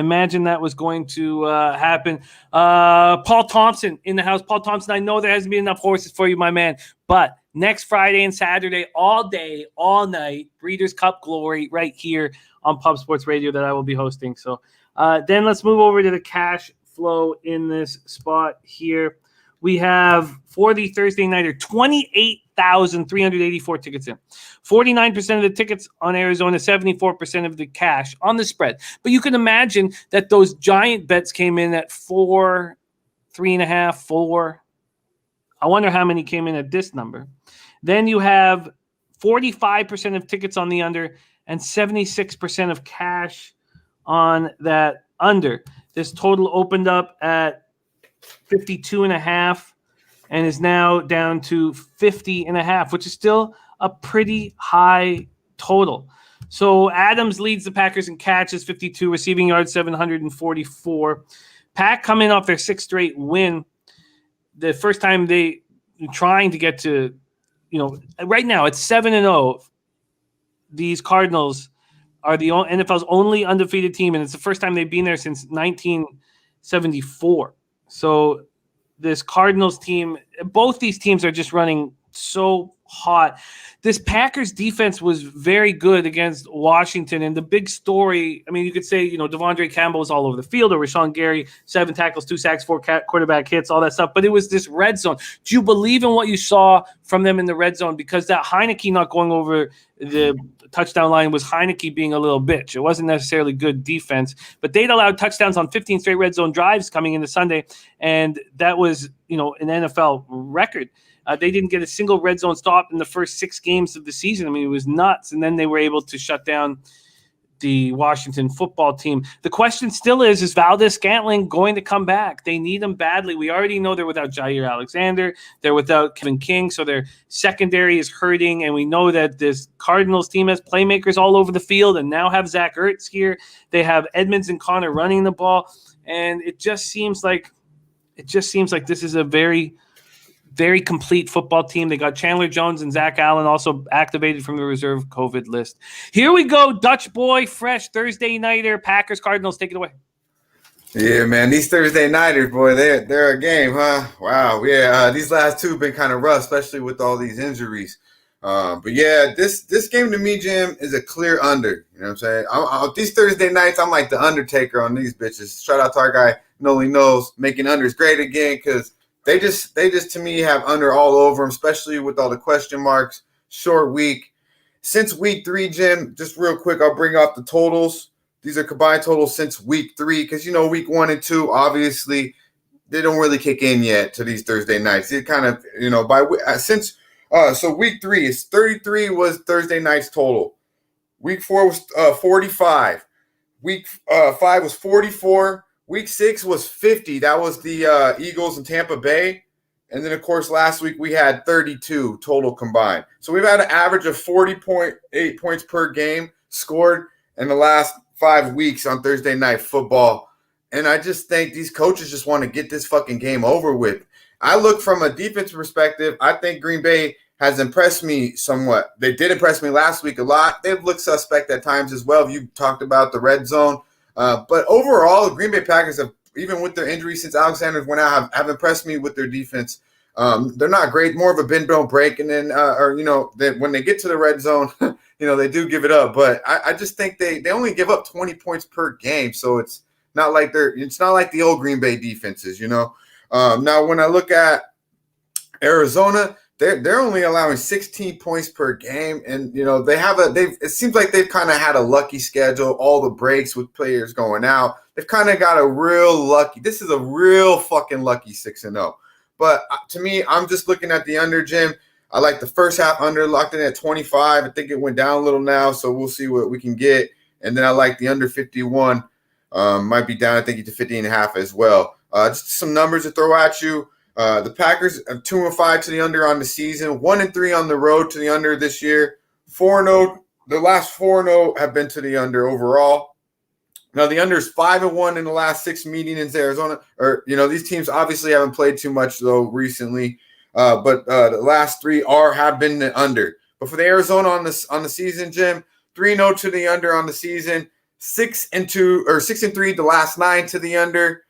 And when I look at Arizona, they're rusty. They're 18th in rush and 22nd when we got both rush defenses coming up. So I expect both teams to actually try to attack the running game. I know you mentioned King and Alexander are out, but they've been running the ball. James Conner's been getting back in. They got Edmonds. We know Murray's a rushing threat. And with these injuries from a Packers perspective, I expect A.J. Dillon and Jones to get the fucking bulk of the carries. I know they got Aaron Rodgers back there. But I mean, win or lose, they're still looking at 5-2 in a division that isn't very fucking good. So I think they want to get out of Green Bay out of Arizona without any fucking injuries and get back home, run the ball, run the clock. Obviously, they're going to try to play in this game.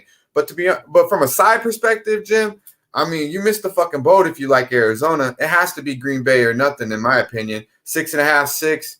I wouldn't take the points. I don't want to bet this game. I mean, obviously now with the injuries and what we know now, if I could have got to 3.5, I'd be all over it. But if you don't have -4 better than this, I don't think you should be on Arizona. And, like I said, from a side perspective, it's either Green Bay or nothing now at this time. But I do have one prop, Jim. I like James Conner. Since week 5, the last 5 games, he had 6 touchdowns. He didn't score the first game 1 and 2. He's got 6 touchdowns the last 5 games. He's averaging 13.5 carries a game since week 3, so he's becoming more of the bell cow on that team. I know they got Edmonds, but he's still getting the bulk of the carries. And I just look forward at plus 105. I look for someone's going to score some touchdowns in here. I think it's going to be a nice grinded out game from Arizona as well. James Conner should continue to get in the red zone or in the end zone, and get us that plus 105. So I'll make the prop official in the first half and full game under official, Jim. All right. Full game under. I can get you the under 51. That's available at Sports Interaction right now. Under 51 at -110. And what was the first half? I had 25. You want – so you want full game under. Do you want the Connor touchdown prop? Yeah. Connor touchdown prop. And what are you getting for that? Plus 105. Sorry. Plus 105. Connor TD. So I got you Connor TD plus 105, under 51 minus 110. You want anything else? What's the under? What do you still have a 25 out there on that first half under? Because I see it down at 24 now at this on this book here. Let me give you it's just 24 and a half. Oh, by the way, though, something interesting for everybody looking at the total is that it did drop to 50 at Pinnacle. So they put it back up to 50 and a half. So that's an interesting side note. It did drop to 50. And we have Jose Bouquet wanting to add something to this spot, a Say Hey play of the day with us. Dutchie, did you want to add the first half total as well? It's down to 24 and a half? Yeah. No, I'm not going to. I don't want to take that, Jim. All right, I like it. I'm on it, but I don't want to take that worst number when I got 51 on the full game. So yeah, it makes sense to me. Yeah. Makes sense to me. Under 51 full game. And also, if the Cardinals start running away with it, we know what the Packers do. They'll just run the ball and let it go. Rodgers not going to get wild and crazy and start, leaving the pocket. Right. He's not going to risk anything. That's a great point. Yeah. Let's hear what Jose has to say here before we put a bow on this. We do have 13 minutes left in the show because Babano's Football Frenzy starts at 1 p.m. and we do have 2 college football games to talk about. So let's be brisk here. Please welcome to the show our man, Jose. Gentlemen, I hope you're doing well. Dutch, I'm going to watch Casino. Don't you worry, I'll watch it soon. But let's talk about this game. They said it in the chat. Packers are 6-0 without Rodgers. Razors will say that they didn't play any good teams. I like the Packers tonight. I'm going to take them. I would love to get a 7. I know that you said that it was going down to a 6. And I don't know. I forgot if you've already said the cash flow. Do you think it's going to go up? But I'll take the 6.5. No problem. I like the Packers tonight. And my play officially is going to be Randall Cobb to score a touchdown, plus 150. A lot of bodies not on that Packers receiving staff anymore. No Devontae, no Lazard. Still some questions. Randall Cobb, the crafty veteran, and Rodgers brought him over this offseason. We all know that. I think he gets in the end zone today. That familiarity, some wiggle in the red zone. He'll probably run it in and out and then get open, dive in for a score. Give me some Randall Cobb tonight. But I do like the Packers, and I will be betting the Packers spread and money line tonight because I do think they're a good ball club. And if their defense can get their shit together, then maybe they could do something special. But give me the Packers and Randall Cobb specifically to score a touchdown. I like that. Is the Packers official or no? Just the Cobb? Just Cobb for right now. I'm going to wait. And as always, as you say, I'll at you on Twitter to make it official, blah, blah, blah. Because I would love to get a 7, but it's apparently going down. So I will take Randall Cobb instead and roll with it. There won't be a 7, yeah. But you better take that 6.5 and make it official right now, young one. Dutch, I believe in my guy, Randall Cobb. I like the Cobb look. Yeah. He's going to get in there. His walker, he's going to roll in there. His old ass going to catch it in there. Yeah. 150, Dutch. I have a very, very annoying habit, Dutch. I don't know if you know this. Last 4 or 5 days, I've had 2 plays. I've split them all.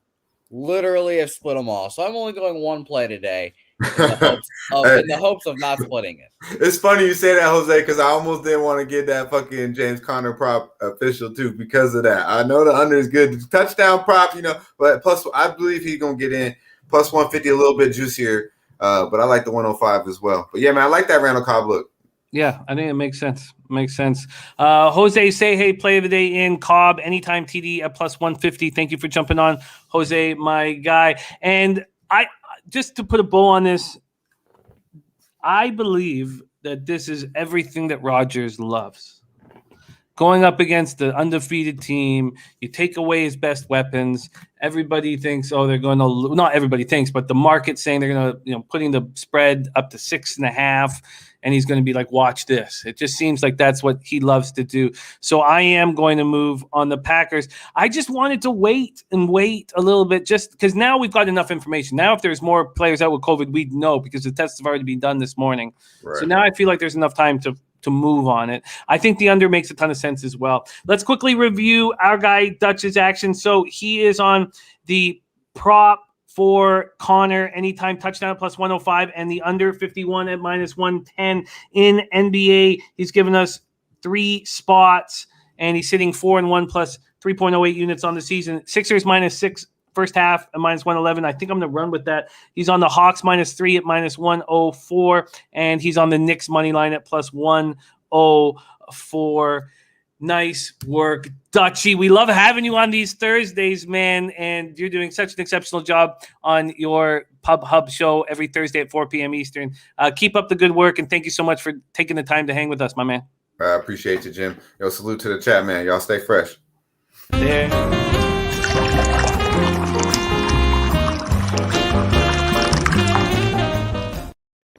All right, we move on to NCAA football. So NCAA football, I got off to a great start. Then things started falling apart for me. It got down double-digit units, and then we've been on a nice run. So we've brought it back, not to a point where I can, call people asshole for no reason, but we were back 41-40, hitting at 50.6%, down 3.55 units, ROI minus 4.38%, average line minus 111. And Nerlens Noel ruled out tonight. Razor Sharp Pick says, do you buy points in the NFL? Would you buy to 7? No, I would not buy to 7. I don't think that's I wouldn't do that. I don't think it's needed. I don't think it's needed on a dog, especially. So no. And now, look, if I was going to sit here and make a huge bet on it, that'd be different. But these are just my regular unit bets, so it'd be a $200 bet. If you were going to bet, even at this, at 6.5, 7, I don't think it's necessary. If you need to do that with a dog at this number, I think that you shouldn't bet it because you think you have a losing spot or possibly a losing spot on this here. Luchase Fox says, I still hate the Packer bet in any way. Cards to win. I got it -4. Great job getting it for. Billy Friedrich says cards win easily. And Matty Ice says, check the weather in this game in Coastal Carolina. We're going to start with Troy Trojans at Coastal Carolina Brook Stadium in Conway, South Carolina. We got to be quick here. And I'm sorry I didn't have the weather already here. Let's see what we are dealing with from a weather perspective here in Conway. Weather, we have, oh my God, they're not, I'm sorry, Conway, I'll be more precise. We have it going to shower. We have showers in the forecast. Thank you for mentioning that. Very, very interesting. Showers start at 9 or maybe a little before 9, but they get heavier as the night goes on. There, man, Jemiah, my guy. Too sharp to be square. Jemiah Norman, it's been too long, man. Great to see you. Thank you for rolling with us. Okay, let's break down this Troy, Coastal Carolina spot right now. We're going to start with the market. Then we'll move into the cash flow, and then we'll do a quick breakdown. We got to be quick because Babano's show starts here shortly. Coastal Carolina, ranked 24th in the country, opened up as 18-point favorites. That has moved to 17 from a total side of things. We have the total opening up at 52, and it's dropped down to 49.5. It looks like it's dropping quickly. Let's just jump in there and see exactly what it's doing here at Pinnacle. Here we go. So weather changing this. Yes. Yeah, so this was 51.5 at 8 in the morning. So this has dropped 2 points since then. Wow. Matty, I do not have 20-mile-per-hour winds. No, I have 7-mile-per-hour winds at 9 and 8-mile-per-hour winds at midnight. So, no, nothing of that kind. No 20-mile winds whatsoever. And, this may end up getting a little too low, to be honest. Okay, let's go. Troy comes in off 2 very tight victories. 2 weeks ago, they won 27-24 at home over Georgia Southern as 5.5-point favorites. And last week, they just barely won 31-28 at Texas State as 7.5-point favorites. Trojans have been very good against the pass this year. Second only to Coastal Carolina in yards allowed through the air in conference, 189 yards per game. Gunnar Watson has been good. They lose Taylor Powell, and Gunnar Watson comes in, and he's been good. 72.9% of his passes. He's very conservative. He doesn't go for huge scores, and he hasn't been picked so far this year.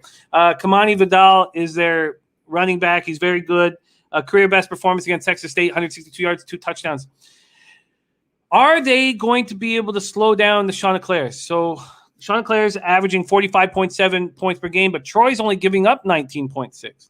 Trojans have forced 17 turnovers this season, while Coastal Carolina's only given it away 3 times. I mean, this is a very tricky game to figure out, and I wish we had more time to talk about it. Coastal Carolina coming in very angry after their first loss of the season, 30-27 at App State as 4.5-point favorites. Season low, 346 yards. Their defense looked awful. They gave up 575 yards. So it brings an end to the perfect season. It also snaps the 18-game regular season winning streak, the 11-game run in conference play. And it comes down to, can Troy's pass defense slow down Grayson McCall? Second nationally in yards per completion at 17, 15 touchdowns, 1 interception. Isaiah Likely is such a dangerous threat in the red zone, 8 touchdowns. But it's this, you don't talk about Coastal Carolina's offense if you don't talk about this rushing attack. They got 3 monsters back there. They have Reese White, 488 yards, 7 touchdowns. Shamari Jones, 429 yards, 6 touchdowns. And Braden Bennett, 265 yards, 4 touchdowns. 7.3 yards per carry is what they average. Christopher Comtini says Troy's not lost by more 13 all season. Razor Sharp picks liking the under. Funny Retail Vids in the house. Thank you for joining us. Funny Retail Vids. It looked like a spot that people were kind of staying off of. We expect the Warriors to kind of take over in the second half, but is it going to be too tight? Feels like that line is sharp in that Warriors game. Funny Retail Vids. Sorry that I'm not able to help more. Maxwell Smart says, talk about Coastal Carolina's defense. No slouches there. No doubt about it. And even when they allow, so you have a defense that looked so good throughout the year and then got gashed by App State, but they have to be questioning everything that they're doing. It makes you think that the under will be in play, but this is a low number. So can Troy slow down Coastal Carolina? I don't know if they can. I don't know what to do. Maybe this total gets too low because of the rain when there's no wind. Matty Ice says, is Troy going to score? Maybe you want a Troy team total under. I'm going to move on this game with something, but I wish we had more time to sit here and discuss it, which we don't. I wish we did. We don't. So I'm just going to have to move on to this next game. Roland saying weather a factor tonight. Is it? It's going to be raining, but it doesn't look like the rain's going to be that bad. I guess what I'll do after, Lance LaRose says solid under. It's moved 2 points in the last couple of minutes. Piker says, I wish we had time to discuss Slapshot with Jose. We did discuss it yesterday, Piker, Seamus, my guy, but we do need more. We have a Keeneland pick in race 1, the 3 across, and a try box 238 for Cindy plays horse. So Cindy, how many minutes to post? Billy Friedrich going back to that 19.6 points per game. Did play Liberty earlier this season. No one as good as Coastal, though. Eric Jones giving us a final score of 34-17. I'm wondering how low this total goes. I just believe in football that there's a mistake when there's no wind and a little bit of rain that people think, oh, it's going to go under. And I went against that in the Niners game when there was supposedly a monsoon. Dennis, 2 minutes to post. Dennis Garcia says the 7 to win at Keeneland, 1 minute. Okay, because we have the Babano show coming up here in a minute, I'm not going to be able to. And first half under 27 for Mike M for the curb stomp play of the day. It's sitting at 11-3. So let's move into the next game on the card here. So here, let me just move this here. And just discuss it quickly. I wish we had more time, and I apologize here. We have South Florida Bulls 2-5, 1-2 in the American, and East Carolina Pirates 3-4, 1-2 in the American. We're at Dowdy Ficklin Stadium in Greenville, North Carolina. I wonder if Greenville will be dealing with the same weather issues here. Let's go to Greenville, North Carolina weather. We have at 7 p.m. rain and rain all night with a little more wind. It starts at 8, but it gets up to 11 near the end of the game. So a little bit more wind here. Ron Walsick says South Florida Bulls long clock eating drives should help them cover. 10 is too many points. May win outright against Eastern Carolina. Let's take a look at the market here. Eastern Carolina opening up at 9.5. They're now at 10. This total has dropped a point or a half point, going from 57 to 56 or 56.5. Here we go from the cash. Oh, and I'm sorry, we didn't talk about the cash in that first game. 80,070 tickets in Troy, Coastal Carolina. 60% of the tickets, 73% of the cash on the spread on Coastal Carolina. Then 30% of the tickets and 77% of cash on the under. So we've seen a 2-point move there. In South Florida, East Carolina, we have 38% of the tickets on South Florida, 49% of the cash. Interesting. Then we have 33% of tickets on the under and 75% of cash on the under. And what we've seen is gamblers bet these numbers up on these sit-alone or standalone college football games. South Florida snapped their 3-game losing streak with a 34-14 home victory over Temple last week as 1.5-point favorites. It was just a wildly tricky game to figure out because South Florida had looked so bad all year, and then all of a sudden they looked like monsters. They held the ball for 44 minutes and 35 seconds of that game. I don't remember ever reading a stat like that. 34-8 first down advantage and outgained Temple 526-231.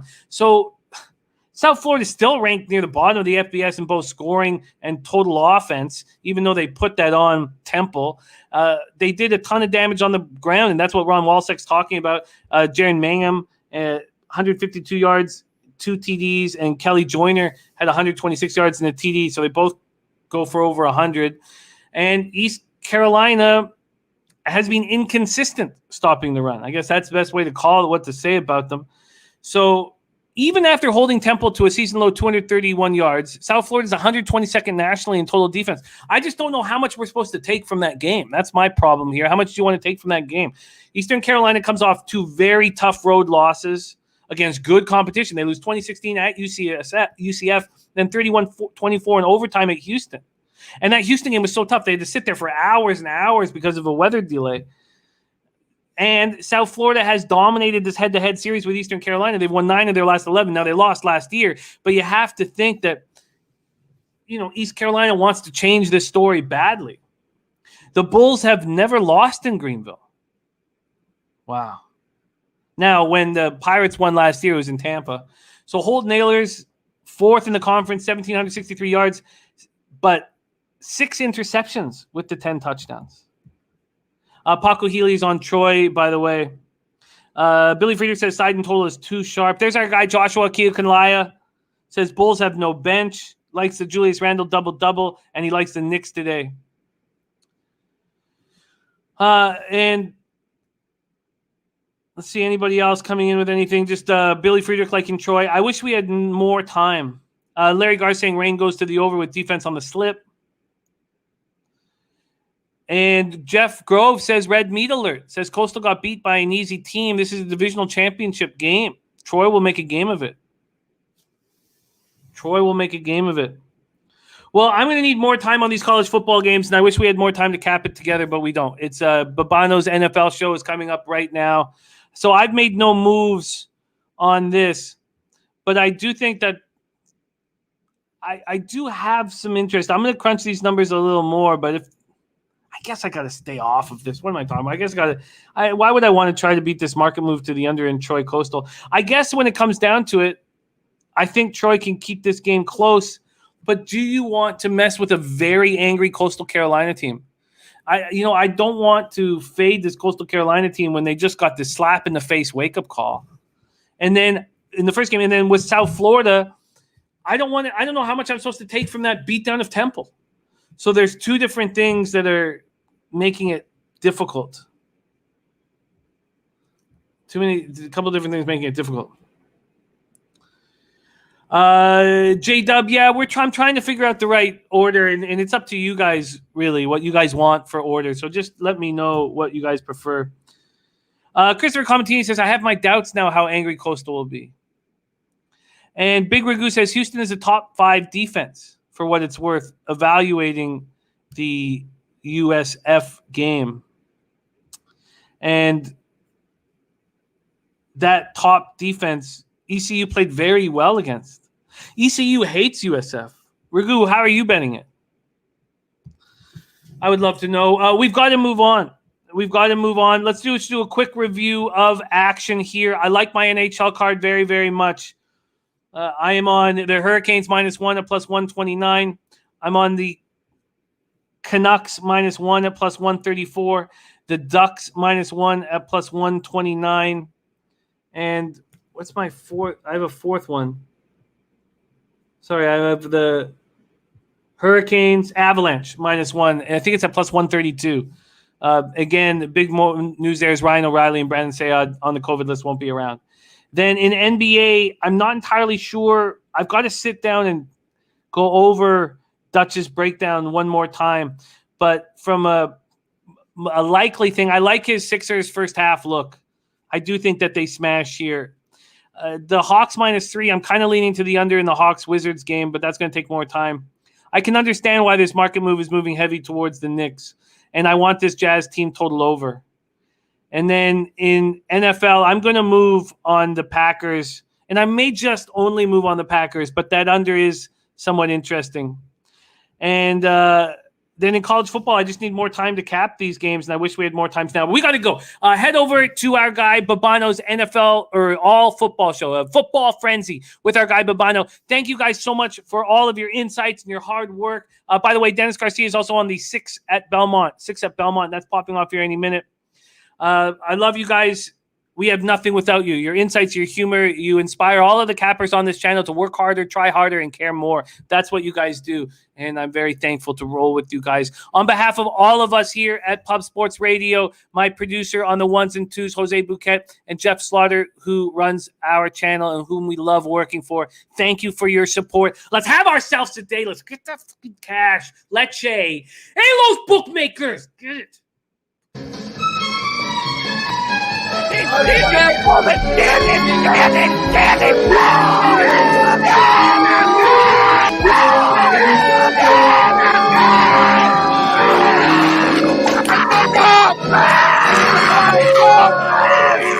Where's the bang bang, Preston? Come on. I can't breathe. Pub Sports Radio. Come find us in Southtown 101. Subscribe on YouTube and all platforms where podcasts are found.